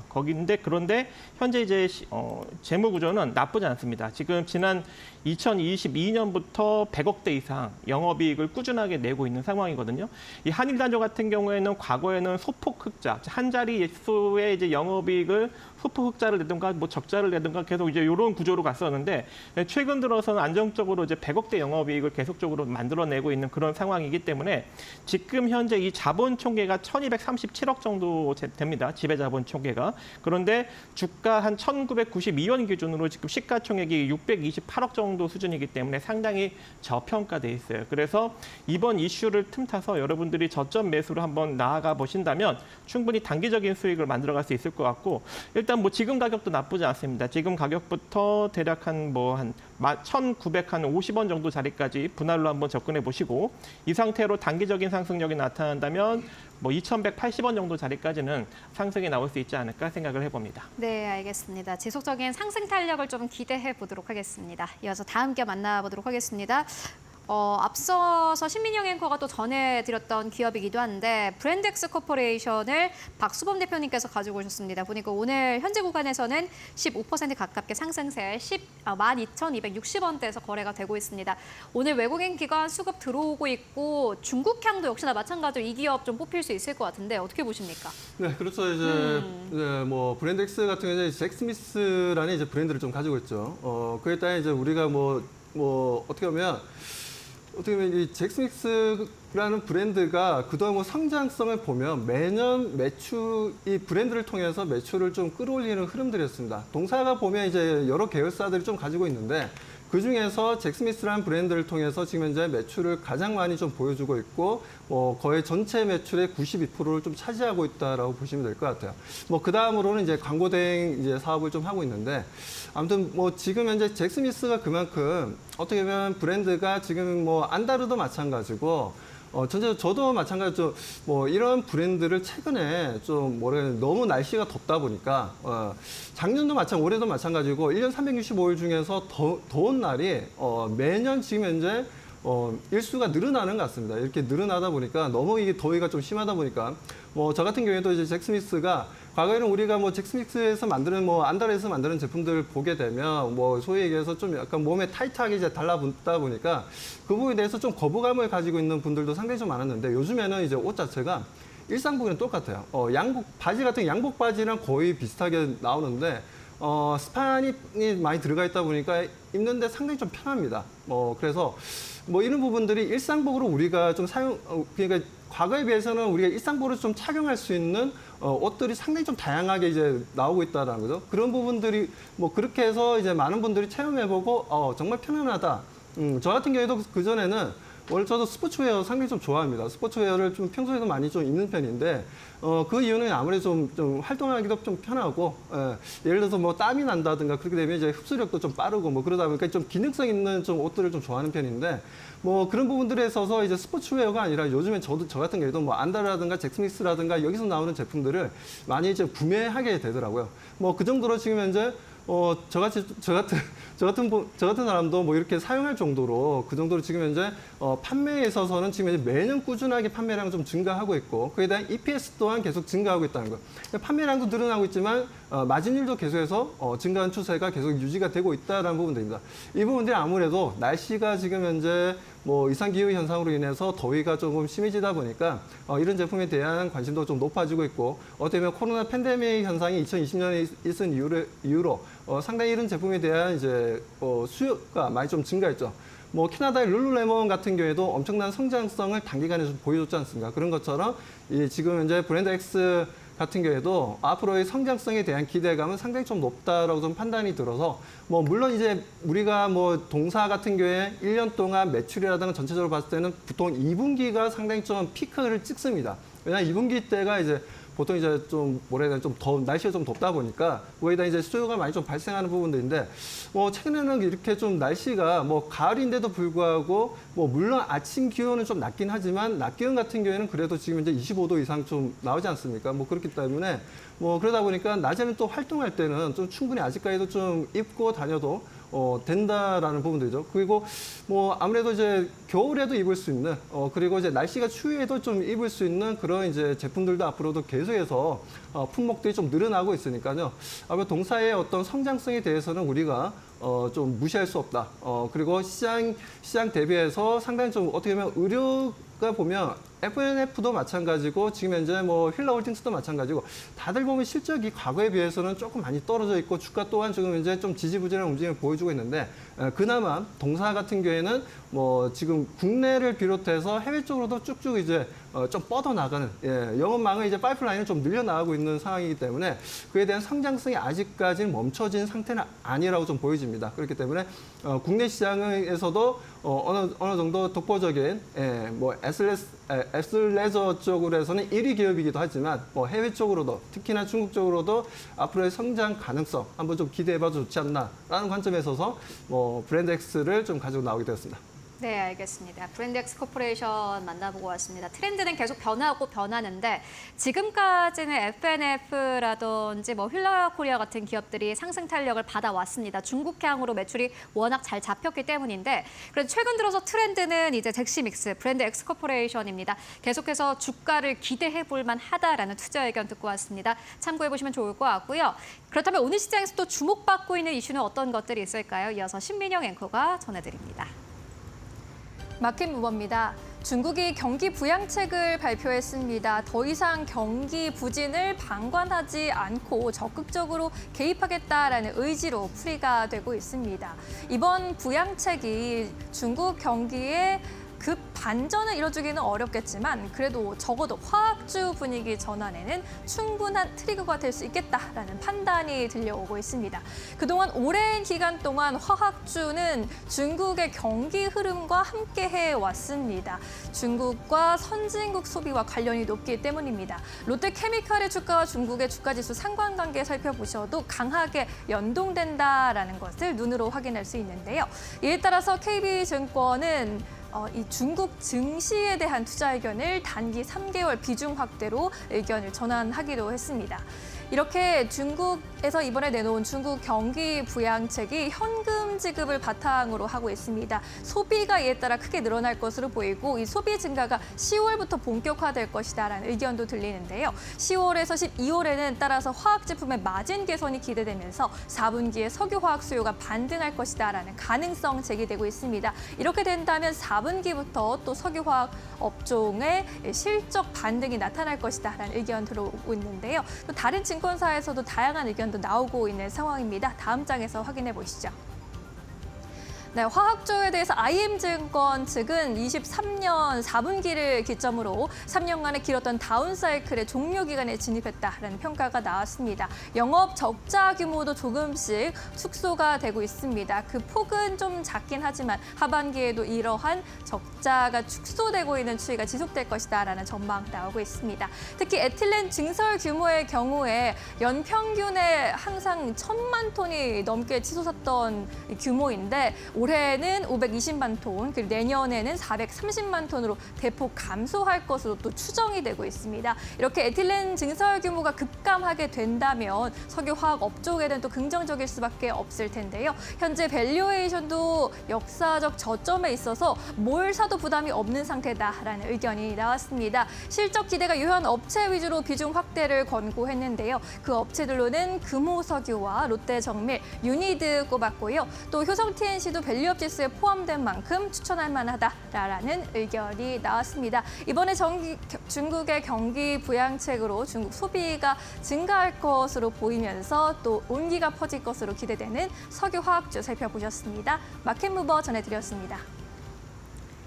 네, 이어서 다음 기업 만나보도록 하겠습니다. KT알파입니다. 박정식 파트너님께서 가지고 오셨는데 현재 2% 상승세로 거래가 되고 있습니다. 어떻게 보고 계십니까? 네, 뭐 KT알파 간만에 좀 인공지능 이슈가 나와서 오늘 좀 상승력이 나왔다가 조금 눌리는 그런 흐름이 나타나고 있는데요. 이번에 이제 KT와 MS와 함께 이제 인공지능 모델을 하나 또 한국형 문화산업에 좀 최적화된 AI 모델과 서비스를 이제 공동으로 개발하겠다. 그래서 이제 KT와 이제 마이크로소프트가 이제 본격적으로 이제 인공지능 개발에 나서는 어떤 그런 이슈가 나왔고요. 거기에 이제 인공지능과 클라우드 분야의 향후 5년간 공동 사업을 좀 추진하겠다라고 밝혔습니다. 그래서 이렇게 좀 KT 쪽에서 인공지능 이슈를 만들 때마다 상승력이 나오는 종목이 바로 이제 KT 알파인데요. 이 KT 알파 같은 경우에는 이제 모바일 인터넷 서비스와 콘텐츠 플랫폼 서비스를 영위하고 있는 업체인데 국내 최초로 이제 데이터 방송 티커머스 채널인 KT 알파 쇼핑을 운영하고 있습니다. 그래서 여기서 안정적인 매출을 현재 이제 만들어내고 있고 거기에 이제 이어서 모바일 상품권, 이 기프티 쇼 서비스를 또 제공을 하고 있고 또 IPTV나 스마트 TV, 태블릿 PC 등의 이런 이제 스마트 디바이스 기반의 중심인 영화, 드라마 이런 콘텐츠 사업도 영위를 하고 있습니다. 그래서 상당히 조금 이제 매출과 영업이익이 최근 들어서 좀 늘어나고 있는 그런 업체인데 이 KT에서 지금 인공지능 이슈를 하나 좀 만들어내면서 수급도 일정 부분 붙었기 때문에 우리가 한번 저점 매수에 나설 수 있는 여력이 존재할 것 같은데요. 지금 현재 이제 실적을 보시면 지난 2022년에 연간 영업이익을 98억 정도를 달성을 했습니다. 그리고 2023년에 123억. 근데 이번에 이제 2분기 누적으로 무려 174억의 영업이익을 달성을 하면서 전년도 영업이익을 뛰어넘었기 때문에 확실히 이제 올해 큰 폭의 어떤 실적 성장세가 나타나고 있는 그런 상황입니다. 하지만 주가는 지금 상당히 많이 내려와 있는 상황이기 때문에 여기서 우리가 한번 저점 매수에 나설 수 있을 것 같고요. 일단은 이제 매수는 지금 현재 한 4,180원 정도에 움직이고 있는데 4,150원 이하로 한 4,050원 정도 자리까지 분할로 한번 접근해 보시고 재차 상승이 나온다면 4,650원 정도 자리까지 노려보시면 좋을 것 같습니다. 네, 오늘 AI로 움직이고 있는 KT 알파 주가 흐름 함께 만나보고 왔고요. 이어서 5번째 기업 바로 만나보도록 하겠습니다. 효성 TNC입니다. 현재 구간에서는 주가가 약간 하락세로 지금 현재 거래가 되고 있습니다. 31만 8천 원대에서 거래가 되고 있는데 어떻게 보고 계십니까? 네, 뭐 효성 TNC 같은 경우에는 그동안 어떻게 보면 주가가 뭐 등락폭이 좀 컸던 부분들이 있습니다. 아무래도 이제 그 스판덱스라는 시장 자체에 있어서 중국 기업들과 상당히 좀 경쟁을 좀 해야 되는 좀 구간이 좀 있었죠. 요 몇 년 동안. 어떻게 보면 그 스판덱스라는 게 좀 제가 조금 전에 말씀드렸던 이제 브랜드 X의 이제 잭스믹스도 마찬가지고 안다르도 마찬가지고 다들 보면 스판덱스가 다 들어가지 않습니까? 그런 부분들에 있어서 스판덱스에 대한 수요도 좀 상당히 좀 좋았던 부분들이 있었는데 그 수요가 좋고 소위 얘기해서 이제 뭐 스페셜티라 해야 되나 고보 가치가 좀 발생하다 보니까 그 부분에 있어서 많은 중국 기업들이 너도 나도 스판덱스 시장에 끼어들었고 그러면서 이게 치킨 게임이 어느 순간 되어버렸습니다. 그러면서 실질적인 마진율이 상당히 좀 떨어지고 판매량도 좀 떨어지는 흐름들을 좀 보여줬어요. 뭐 그래도 이제 스판덱스 쪽으로는 글로벌 1위라고 좀 볼 수 있고 그리고 제품 질로 봤을 때도 세계적인 1위가 뭐 효성 TNC라고 좀 볼 수 있는데 중국 기업이라면 이제 하와이라는 회사도 있고 뭐 일일루라는 회사도 있고요. 뭐 여러 회사들이 있는데 뭐 그 회사 이제 메이저급들이 몇 개가 있습니다. 근데 메이저급이랑 지금 현재 뭐 효성 TNC도 마찬가지고 최근 들어서 재고량이 약 30일까지로 많이 줄어들었습니다. 재고량이 많이 줄어들면서 이제부터는 이제 좀 시장 자체가 좀 중소기업들보다는 좀 어느 정도 이제 메이저 기업들 간의 경쟁이 좀 이루어지겠구나. 그러면서 좀 더 어느 정도 좀 여유가 좀 생기겠구나라는 좀 생각을 하게 되었고요. 뭐 그렇게 된다면 아무래도 지금 효성 TNC 같은 경우에는 지금 이제 국내 시장에서도 국내 시장뿐만 아니라 지금 현재 베트남이라든가 지금 뭐 남미 쪽이라든가 지금 의류를 생산하는 쪽에 보면 계속해서 글로벌 시장에서 스판덱스 판매량을 조금씩 최근 들어서 좀 늘려나가고 있습니다. 물론 스판덱스뿐만 아니라 여러 직물들을 다 지금 이제 늘려나가고 있는 부분들이에요. 그렇기 때문에 뭐 그런 관점에서 우리가 좀 보게 되자면 동사의 앞으로의 성장성, 실적에 대한 기대감, 이번 3분기 실적에 대한 기대감도 충분히 우리가 좀 가져갈 수 있겠다라고 좀 판단이 들어서 그렇다면 우리가 이 위치에서는 좀 우리가 매수를 좀 해도 괜찮은 위치가 아닌가라고 좀 판단을 했고요. 자, 차트를 보면 좀 말씀 좀 드리도록 하겠습니다. 자, 차트를 보면 자, 보시는 것처럼 주가는 계속해서 널뛰기를 했습니다. 주가가 상승했다, 하락했다 반복되면서 널뛰기 흐름을 좀 계속해서 좀 보여줬고, 최근에도 보면 주가 움직임이 좀 좋지가 못한 흐름들을 보여줬지만 다시 한 번 더 거래량이 좀 들어오면서 거래량이 좀 확대되면서 다시 추세를 상승 추세로 좀 전환시켰고 기술적으로 보더라도 현재 오늘 같은 경우에도 보면 외국인과 기관들의 양매수가 좀 들어오고 있다는 게 좀 특징적이고요. 아무튼 뭐 지금 현재 효성 TNC 같은 경우에는 앞으로 단기 상승에 대한 기대감을 좀 그래도 좀 높일 수 있지 않겠냐. 적어도 전 고점까지 어떻게 보면 박스피 움직임을 좀 가져가고 있는 모습들이 있는데 전 고점 부분에 사실만한 부분까지는 일단 우리가 좀 열어두고 룸을 열어두고 좀 대응해도 괜찮지 않나라고 좀 판단이 들어서 앞으로 뭐 스판덱스 시장이 이렇게 좀 메이저급들과의 경쟁으로 좀 치닫게 된다면 일단 과거에 비해서는 그래도 너무 과도한 치킨 게임에서는 좀 벗어날 수 있고 그에 대한 마진율에 대한 기대감도 높일 수 있다는 부분들에 있어서 좀 우리가 효성 TNC에 대해서 좀 긍정적으로 좀 바라보자라고 말씀드립니다. 네, 효성 TNC 40만 원대까지 바라보자. 라는 의견으로 정리해보고 가도록 하겠고요. 마지막 기업 빠르게 만나보도록 하겠습니다. 토니모리입니다. 박정식 파트너님께서 가지고 오셨는데 오늘 3% 가깝게 상승 탄력 가져가고 있습니다. 어떻게 보십니까? 네, 계속 언급드리고 있는 이제 화장품 관련 주죠. 이번에 갖고 온 이유가 아무래도 이제 중국의 이제 경기 부양 이슈가 계속적으로 좀 나오고 있는 것으로 보아 이 화장품 섹터가 한 번 정도는 좀 수급이 강력하게 붙지 않을까 해서 가지고 나와 보았습니다. 일단 이번에 보면은 지급 준비를 최근에 좀 0.5% 정도 이제 인하하면서 190조 이상 이제 자금을 조금 이제 푸는 그런 흐름이 나왔었고 거기에 정책 금리까지 0.2%까지 인하를 하면서 이제 본격적으로 시중 은행들의 기존 부동산 대출 금리를 일괄 인하하는 어떤 그런 포지션을 만들었습니다. 그래서 10월까지 만약에 이제 시중 은행들이 금리를 인하하게 된다면 아무래도 한 0.5% 내외로 지금 일괄적으로 금리를 인하할 수 있는 어떤 그런 포지션이 만들어지기 때문에 이 또 이제 이 중국 경기 부양 수에 관련 화장품 관련 섹터가 좀 부각을 받을 수 있는 여력이 있지 않을까라고 생각을 하고 있고 이 토니모리 같은 경우에는 일단 뭐 오프라인 쪽에 상당히 강점이 있기 때문에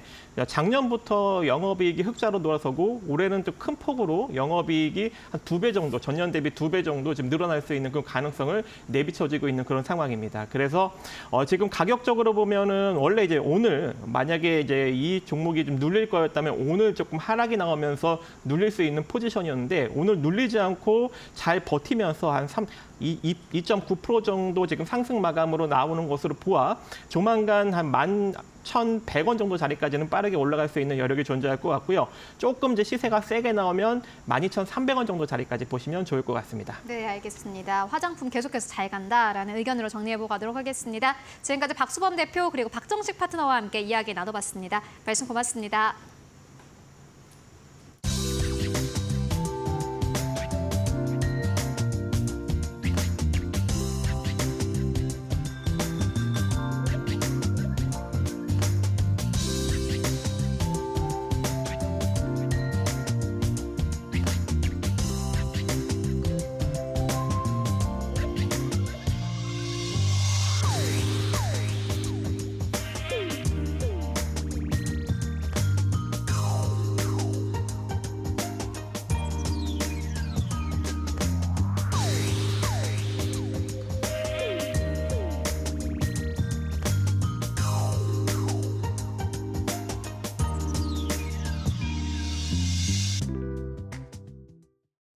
네, 마감 전략 세워보고 가도록 하겠습니다. SK증권 2000지점으로 가보도록 하겠습니다. 서영훈 차장 연결되어 있습니다. 안녕하십니까? 네, 안녕하세요. 네, 오늘 마감 상황 어떻게 보고 계십니까?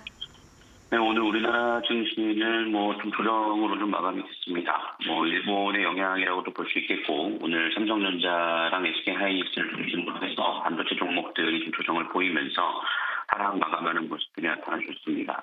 연휴를 앞두고 있는 상황이기 때문에 좀 개인 자체의 주식들도 좀 제한되는 모습이라고 좀 볼 수 있겠고요. 그리고 외국인들이 여전히 좀 매도세가 좀 이어지고 있다라는 점, 지난번에 매수가 들어왔지만 그래서 매도로 전환됐다라는 점이 시장이 좀 부담으로 작용하는 모습입니다.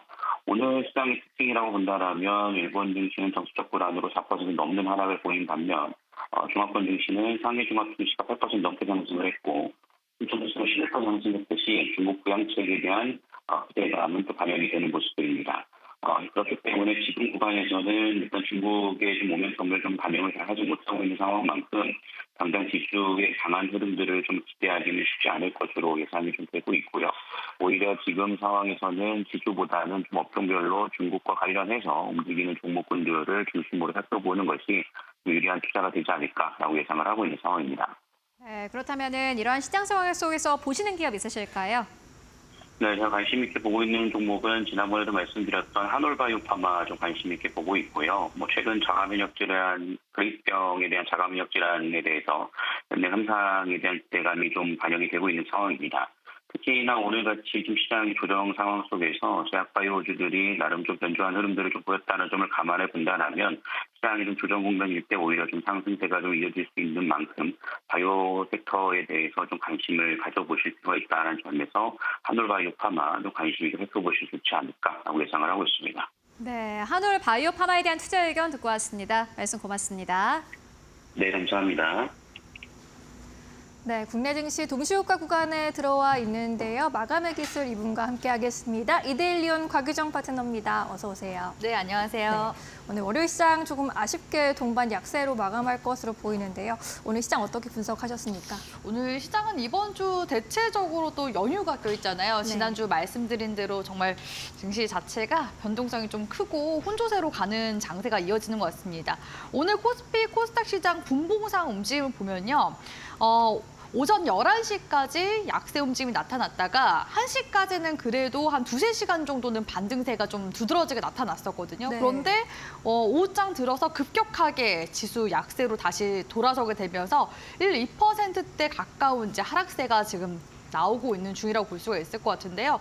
아무래도 이제 매물대에 대한 그 매물 부담감이 지금 좀 어느 정도 있는 상황이라고 볼 수가 있을 것 같습니다. 기술적인 구간 잠깐 한번 체크해 보면요. 코스피 시장 같은 경우에는 지금 60일선 바로 아래 구간에 지수단에 지금 움직임이 형성이 되어 있는 모습을 볼 수가 있고요.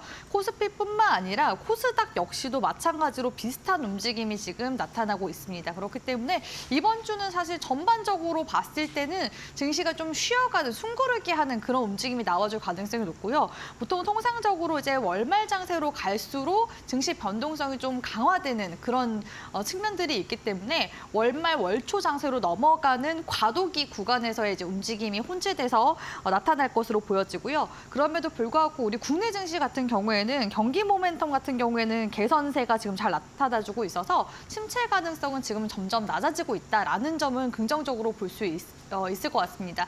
다만 지금 대외적으로 봤을 때 이스라엘 쪽에서 지금 레바논 쪽에다가 공격한 그런 관련 이슈들이 들어오고 있기 때문에 이런 이제 방산 관련 종목들이 또 움직임이 나오면은 국내 증시 약세 움직임이 나오는 경우들이 많거든요. 이런 이제 전쟁 리스크가 다시 좀 불거지고 있다라는 부분들은 네. 조금 불확실성을 키워갈 수 있는 요소라고는 보고 있습니다. 네. 코스피와 코스닥 동반 1%대 약세 마감 예상되고 있습니다. 현재 코스피가 전일 대비 1.68% 내리고 있고요. 코스닥도 1% 넘게 약세로 마감할 것으로 보입니다. 코스피 시장에서 외국인이 7천억 원 넘게 던지고 있고 기관도 2천억 원 넘게 매도 우위 나타내고 있습니다. 개인이 1억 원 이상 담고 있지만 지수 하단을 받치고 있지만 지수 하락을 막기는 역부족입니다. 우리 시장 마감합니다.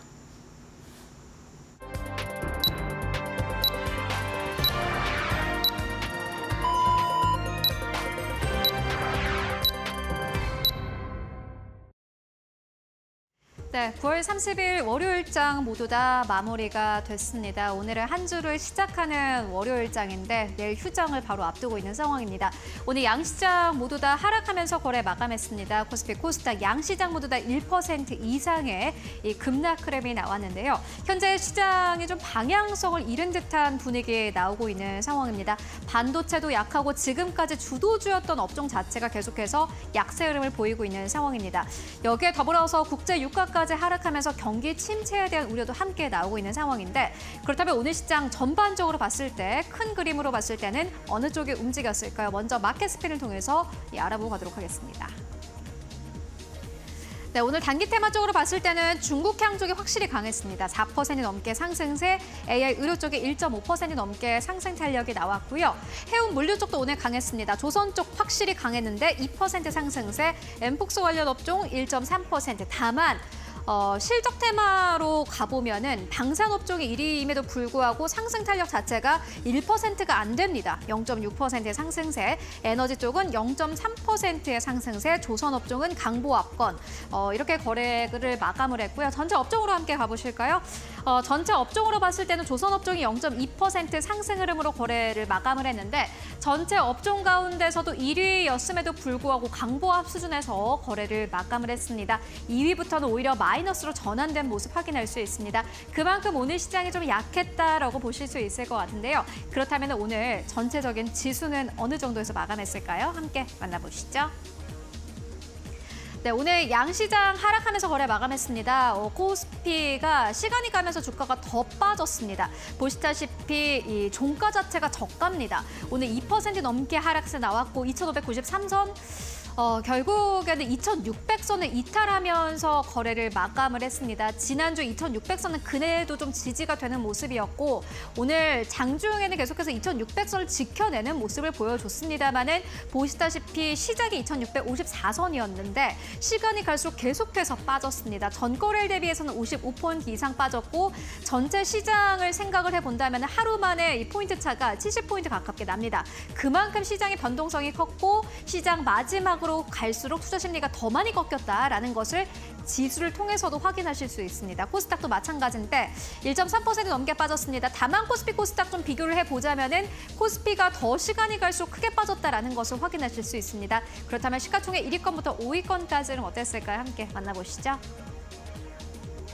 삼성전자, SK하이닉스가 좀 크게 미끄러지면서 아무래도 지수가 자체가 함께 미끄러지지 않았나는 생각이 드는데요. 삼성전자가 6만 1,000원대, SK하이닉스 무려 5% 넘게 하락하면서 17만 4,600원대, 오늘 시장에서 18만 원대 결국에는 이탈하면서 거래 마감했습니다. IT, 투톱 기업들이 이렇게 좀 크게 미끄러지면서 지수가 좀 미끄러졌고 현대차도 보시다시피 4% 이상 미끄러진 모습 확인할 수 있습니다. LG엔솔 보합권 유지했고 삼성바이오로직스도 1% 가까운 하락세, 전체 지수보다는 아웃퍼폼으로 거래 마감했습니다. 여기권부터 10위권까지 함께 만나보시죠. 네, 셀트리온은 강보합권, 우선도 4%, 기아도 3% 넘게 빠졌고 KB금융도 3% 넘게 빠졌습니다.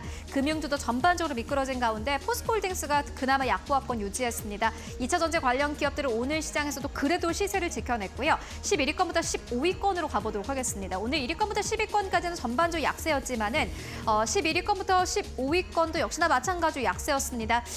장중 내내 상승세를 이어가던 네이버 결국에는 하락으로 전환하면서 거래 마감했고 LG화학 또 결국에는 하락으로 전환하면서 거래 마감했습니다. 이어서 코스닥 1위권부터 5위권까지를 함께 만나보시죠. 네, 코스닥도 뭐 분위기는 비슷합니다. 일제 하락하면서 거래를 마감을 했는데 에코프로 BM 오늘 시장에서도 1위권 그대로 유지하고 있습니다. 다만 3% 이상 빠지면서 전체 시가총액은 약간 좀 쪼그라든 상황이고요. 알테오젠도 1.5% 하락세, 에코프로 3% 넘게 조정, 그리고 엔캠 보시다시피 무려 10% 이상의 조정 흐름이 나왔습니다. 코스닥 내에 포진되어 있는 전기차 관련 기업들 같은 경우에는 지난주에 워낙 좀 급하게 올라왔는데 급하게 올라왔다고 하더라도 오늘 시장 좀 조정폭은 큽니다. 6위권부터 10위권까지를 함께 만나보시죠. 네, 6위권부터 10위권까지 리가켄바이오 1% 가깝게 상승세, 그리고 삼천당제약 2% 넘게 상승 탄력을 보였습니다. 오늘 전반적으로 좀 수급이 빠져나간 가운데서도 외국인 투자자들은 코스닥 내에서 이 제약 바이오 쪽으로 매수세가 강력하게 들어왔고요. 클래시스 3%, 휴젤 2%, 리노공업 5% 이상 급락하면서 거래 마감했습니다. 지금까지 마감 상황 함께 살펴보고 왔습니다. 네, 오늘 양시장에서 모두 외국인과 기관의 매물이 출회되면서 동반 약세로 마감을 한 하루였습니다. 삼성전자의 경우에도 6만 1,500원에 마감하면서 52주 신저가를 다시 쓰게 됐습니다. 이제 수요일장 전략 다시 세워보도록 할게요. 이번 주는 중국 증시가 이제 쉬어가는 한 주가 되겠죠. 네, 일단은 중국 증시 관련해서 잠깐 좀 리뷰를 도와드리자면요. 제가 창에다가 해외 증시 지금 창을 한번 띄워놓도록 할게요. 오늘 일본 증시 같은 경우에는 4%대 강한 하락세가 나왔고 중국 증시 같은 경우에는 저는 오늘 잘못 본 줄 알았습니다. 상승세가 어마어마하죠. 지금 상해 A지수, 상해 B지수부터 해서 우리가 뭐 사실 중점적으로 봐야 되는 것은 중국 상해 종합지수와 중국 심천 종합지수 보시면 되는데 보시다시피 각각 지금 7%에서 많게는 지금 10%대까지 급등세로 지금 올라와주고 있는 모습이 관측이 되고 있습니다. 일단 일본 같은 경우에는 10월 1일에 일본 총리에 취임하는 이시바 시게루 자민당 신임 총재 행보가 당분간 일본 증시를 뒤흔들지 않을까라는 불확실성이 지금 현재 들어오고 있는 상황이라고 볼 수가 있을 것 같은데요. 네. 이 지금 이시바 총재 같은 경우에는 평소 물가 상승을 억제하기 위한 금리 인상을 지지하는 입장이었는데다가 금융투자세 인상을 주장을 해왔었기 때문에 시장에 지금 불확실성이 좀 가중이 되면서 오늘 같은 이제 일본 증시의 하락세를 이끌어갔다라고 볼 수가 있을 것 같고요. 중국 증시 같은 경우에는 급등한 이유를 들자면 일단은 경기 부양책을 들어볼 수가 있겠죠. 0.5%포인트 정도 연속으로 지준율을 인하하겠다. 그러면 유동성이 풀리게 되는 거거든요. 이로 인해서 결국에는 그 부동산 시장이 다시금 되살아날 거라는 기대감이 지금 현재 들어오고 있는 중이라고 볼 수가 있을 것 같고요. 네. 또한 지금 보니까 제조업 지수 역시도 예상보다 지금 덜 위축된 국면이고 그리고 국경절을 지금 현재 앞두고 있는 상황입니다. 중국 국경절이 10월 1일부터 7일까지 굉장히 길거든요. 그러다 보니까 국경절 연휴 앞두고 매수하는 트레이더들이 지금 강력하게 지금 매수를 유발시키면서 이러한 상승세가 나왔다라고 보여지는데 일단은 이렇게 국경절 바로 전에 관련 이제 그 증시 부양책, 경기 부양책이 한번 나왔기 때문에 아마 1일부터 7일까지 그 국경절 연휴 동안에 부동산 경기에 있어서 거래량이 증가되는지 그 여부로 인해서 제가 봤을 때는 급등세가 나오는 거라고 보여지거든요. 네. 이로 인해서 중국 상해종합지수 차트도 같이 함께 보시면요. 올 한 해 내내 사실 중국 증시는 내려갔습니다. 그런데 V자 반등으로 지금 강하게 올라와주는 부분이 있거든요. 그런데 이게 V자로 보기보다는 올해 1월 달에 하락 구간 기점으로 해서 지지 구간을 이렇게 제가 잡아보면요. 사실상 쌍바닥입니다. 쌍바닥 지금 딱 치고 나서 대량 거래량 지금 들어와주면서 강하게 지금 상승으로 뛰어 올라가는 그런 모습이거든요. 그래서 지금 현재로서는 전저점 대비해서 거의 한 20% 이상 지수가 이렇게 급등세가 나오기가 되게 힘든데 지금 이제 불마켓 화랑장에 진입했다라는 그런 평가를 받고 있기도 합니다. 그래서 기술적으로 봤을 때는 지금 전고점 구간대, 지난 4, 5월 구간대를 지금 돌파하면서 그러니까 지지받으면서 또 뛰어 올라간 모습이거든요. 그렇기 때문에 오늘 양봉 마감하면은 추가적인 움직임이 국경절 지나고 나서도 조금 더 움직임이 나와줄 가능성도 높기 때문에 아무래도 이 국경절 기간 동안에 우리 국내에서는 오늘도 뭐 홍성그룹과 같은 국내 상장된 중국 기업들이 상한가를 가기도 했었지만 이런 중국 관련 모멘텀이 있는 테마 섹터들의 움직임이 좀 더 나와주지 않을까라고 보여지고요. 지금 아무래도 이번 주 자체가 좀 수급이 부진할 수밖에 없는 또 퐁당퐁당 장세잖아요. 그러다 보니까 지금 약간 좀 악재에 약간 민감하게 반응하는 측면들도 있었습니다. 앞서 말씀드렸다시피 전쟁 관련 테마주라든지 내지는 지금 곡물이나 물류 쪽 같은 경우에는 미국 쪽에서 지금 또 그 항만 파업에 대한 이슈가 또 들어와주고 있거든요. 그로 인해서 관련 테마로 엮인 종목들이 움직임이 나오는 걸로 봤을 때 당분간은 테마 장세가 좀 더 이어지지 않을까라고 보여지고요. 그래도 10월 달에 지금 들어올 수 있는 테마라고 한다면 테슬라 관련 이슈와 위고비가 또 10월 달 상륙한다라는 관련 이런 테마들이 있기 때문에 약간 개별 테마 위주로 움직이는 그런 장세가 나오면서 눈치 보게 하지 않을까라고서 예상이 되고 있기 때문에 그 점 참고하셔서 시장 전략 세워나가셨으면 좋겠습니다. 네, 오늘 시장을 보니까 또 수급이 집을 나갔고 거래 대금도 쪼그라들었고 거래 일수도 없는 이번 주입니다. 좀 테마주 위주로 좀 접근을 해봐야 하는 건지 수요일에 만약에 시초가로 공략한다면 어떤 종목이 좋을까요? 저는 일단 10월 달 하면은 대표적으로 보는 키워드가 앞서 말씀드렸다시피 테슬라와 그리고 이제 후반부로 가면은 당연히 엔비디아 이슈 들어올 거라고 보고 있거든요. 네. 또 그 중간 사이에 이제 들어올 수 있는 이슈라고 한다면 뭐 대왕고래도 있겠지만 위고비 말씀드렸다시피 위고비 관련 이슈를 좀 주목을 해보자라고 말씀을 드리고 싶어요. 네. 실제로 최근에 비만 치료제 관련 종목들 중에서 제가 방송에서 소개시켜 드렸었던 몇 종목들이 지금 올라오기 시작했거든요. 그중에서 또 한 종목 다시 한 번 더 리뷰도 도와드리고 아직까지는 또 공략 가능한 시점이라서 가지고 와봤습니다. 블루엠텍이라는 의약품 유통업 관련 기업이라고 볼 수가 있을 것 같은데요. 네. 일단은 위고비 같은 경우는 노보노디스크의 또 대표적인 비만 치료제라고 볼 수가 있죠. 사실 이번에 들어오는 위고비뿐만 아니라 오젬픽도 나중에 이후에 같이 연달아서 들어오게 될 텐데요. 사실 이 두 약물 같은 경우에는 각각 오젬픽은 2022년도 그리고 위고비 같은 경우에는 올해 4월 달에 우리나라 국내 식약처 허가를 받게 되면서 출시를 하게 됐습니다. 근데 위고비 출시도 약간 계속 좀 길이 미뤄지다가 이제는 정말 상륙하게 된다라는 이제 이슈가 지금 들어와주고 있거든요. 위고비 같은 경우에는 기존의 그 노보노디스크의 싹센다보다 투약의 편의성이 높은 약물이라고 볼 수가 있습니다. 삭센다 같은 경우에는 이제 주사제를 매일매일 맞아야 된다는 그런 불편함이 있거든요. 그런데 위고비 같은 경우에는 일주일에 한 번, 한 달에 딱 4번 정도만 맞으면 된다고 하고요. 투약 같은 기간 같은 경우에는 6개월에서 1년 정도 맞게 된다면은 체중 감량 효과가 한 10% 정도 이상 되는 걸로 효과가 나타났다고 합니다. 물론 가격은 삭센다보다는 한 3배 정도 이상 비쌀 거라고 하는데요. 그럼에도 불구하고 최근에 이런 비만 치료제 같은 경우에는 또 당뇨 환자라든지 또 내지는 그 비만층 중에서도 고도 비만 이런 이제 환자들 사이에서는 굉장히 좀 유용하게 쉽게 접근성이 또 높은 그런 약물이기 때문에 이런 추가적인 수요에 대한 기대감도 우리나라 이제 국내에 들어오고 있다라고 볼 수가 있을 것 같고요. 블루엠텍이 앞서 말씀드렸다시피 그 의약품 유통기업이라고 말씀드렸는데 이 기업 같은 경우는 또 플랫폼을 가지고 있습니다. 블루팜 코리아라는 이커머스 플랫폼을 가지고 있기 때문에 여기 지금 주 고객사들이 B2B거든요. 병원과 의원, 회원들을 이제 가지고 있어서 손쉽게 이들 고객사들이 물품을 조달을 할 수가 있다라는 그런 장점들이 있었고요. 기존에도 그 노보노디스크의 삭센다를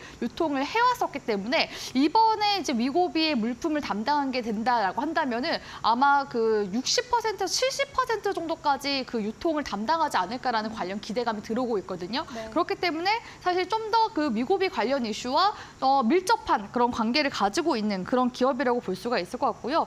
이 기업 같은 경우에는 어떻게 보면 국내에 이제 상장된 그런 의약품 유통사 중에서 국내 1호 유통사라고 볼 수 있고 어떻게 보면은 그 의약품 유통업계 쿠팡을 꿈꾸는 그런 기업이라고 볼 수도 있습니다. 그래서 실제로 강남에 있는 부동산을 확보를 했다고 하는데요.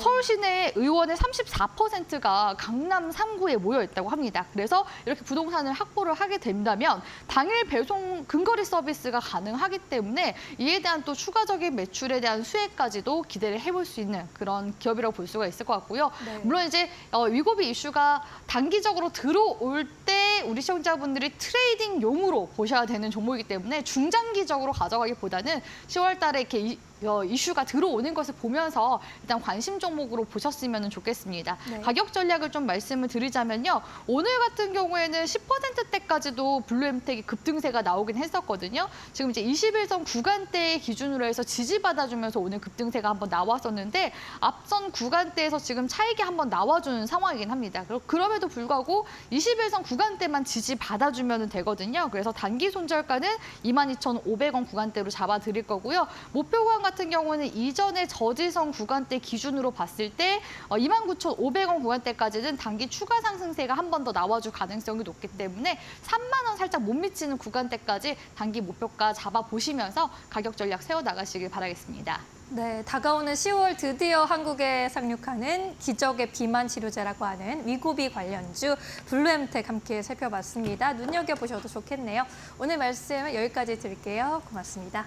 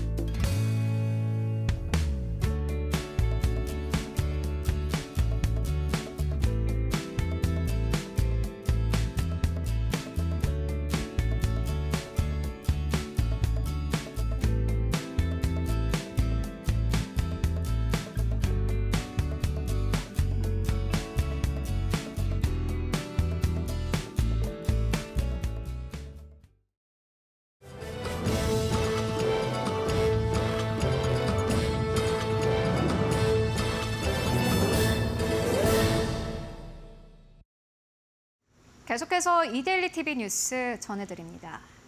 김병환 금융위원장이 금융지주사에게 책임감을 가지고 가계부채 관리 목표를 수립해달라고 당부했습니다.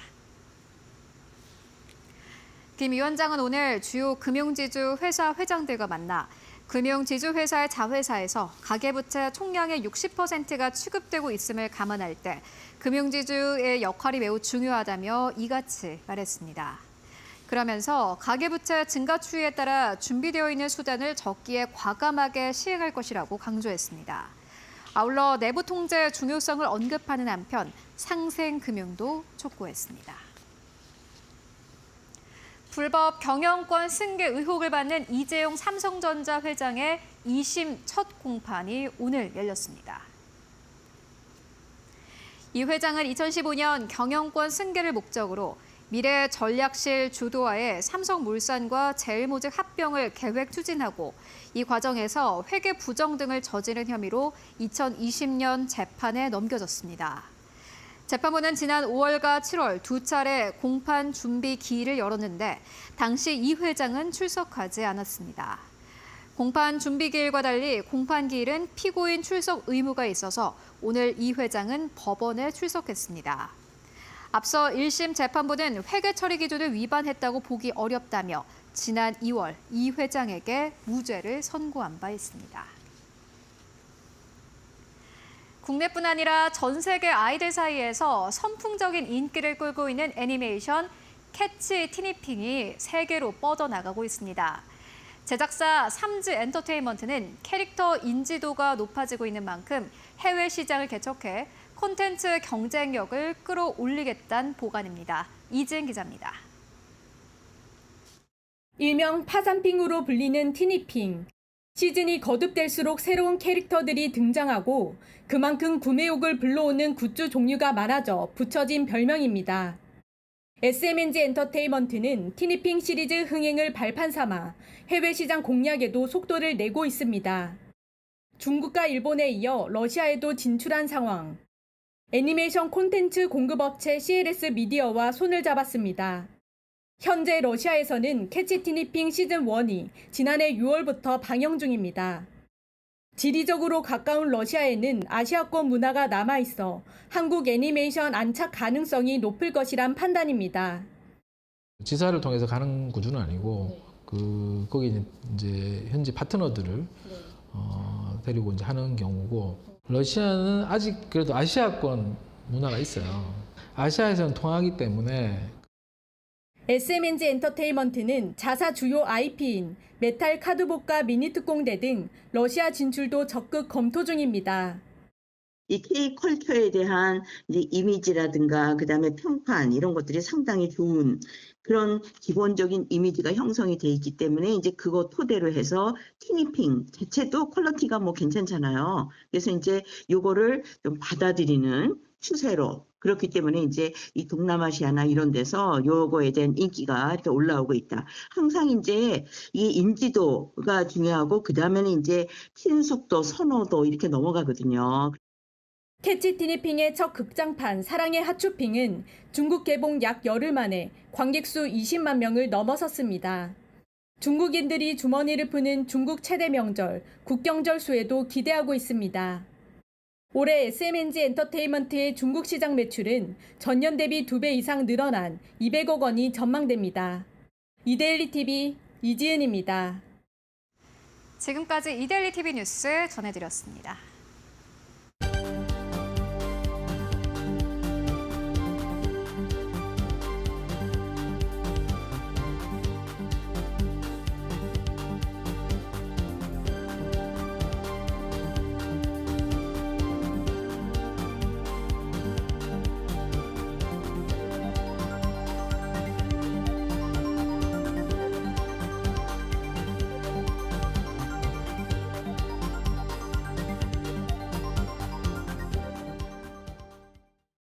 오늘 저희가 준비한 소식은 여기까지입니다. 저희는 수요일 오후 2시에 다시 찾아뵙겠습니다. 시청해주신 여러분 모두 고맙습니다.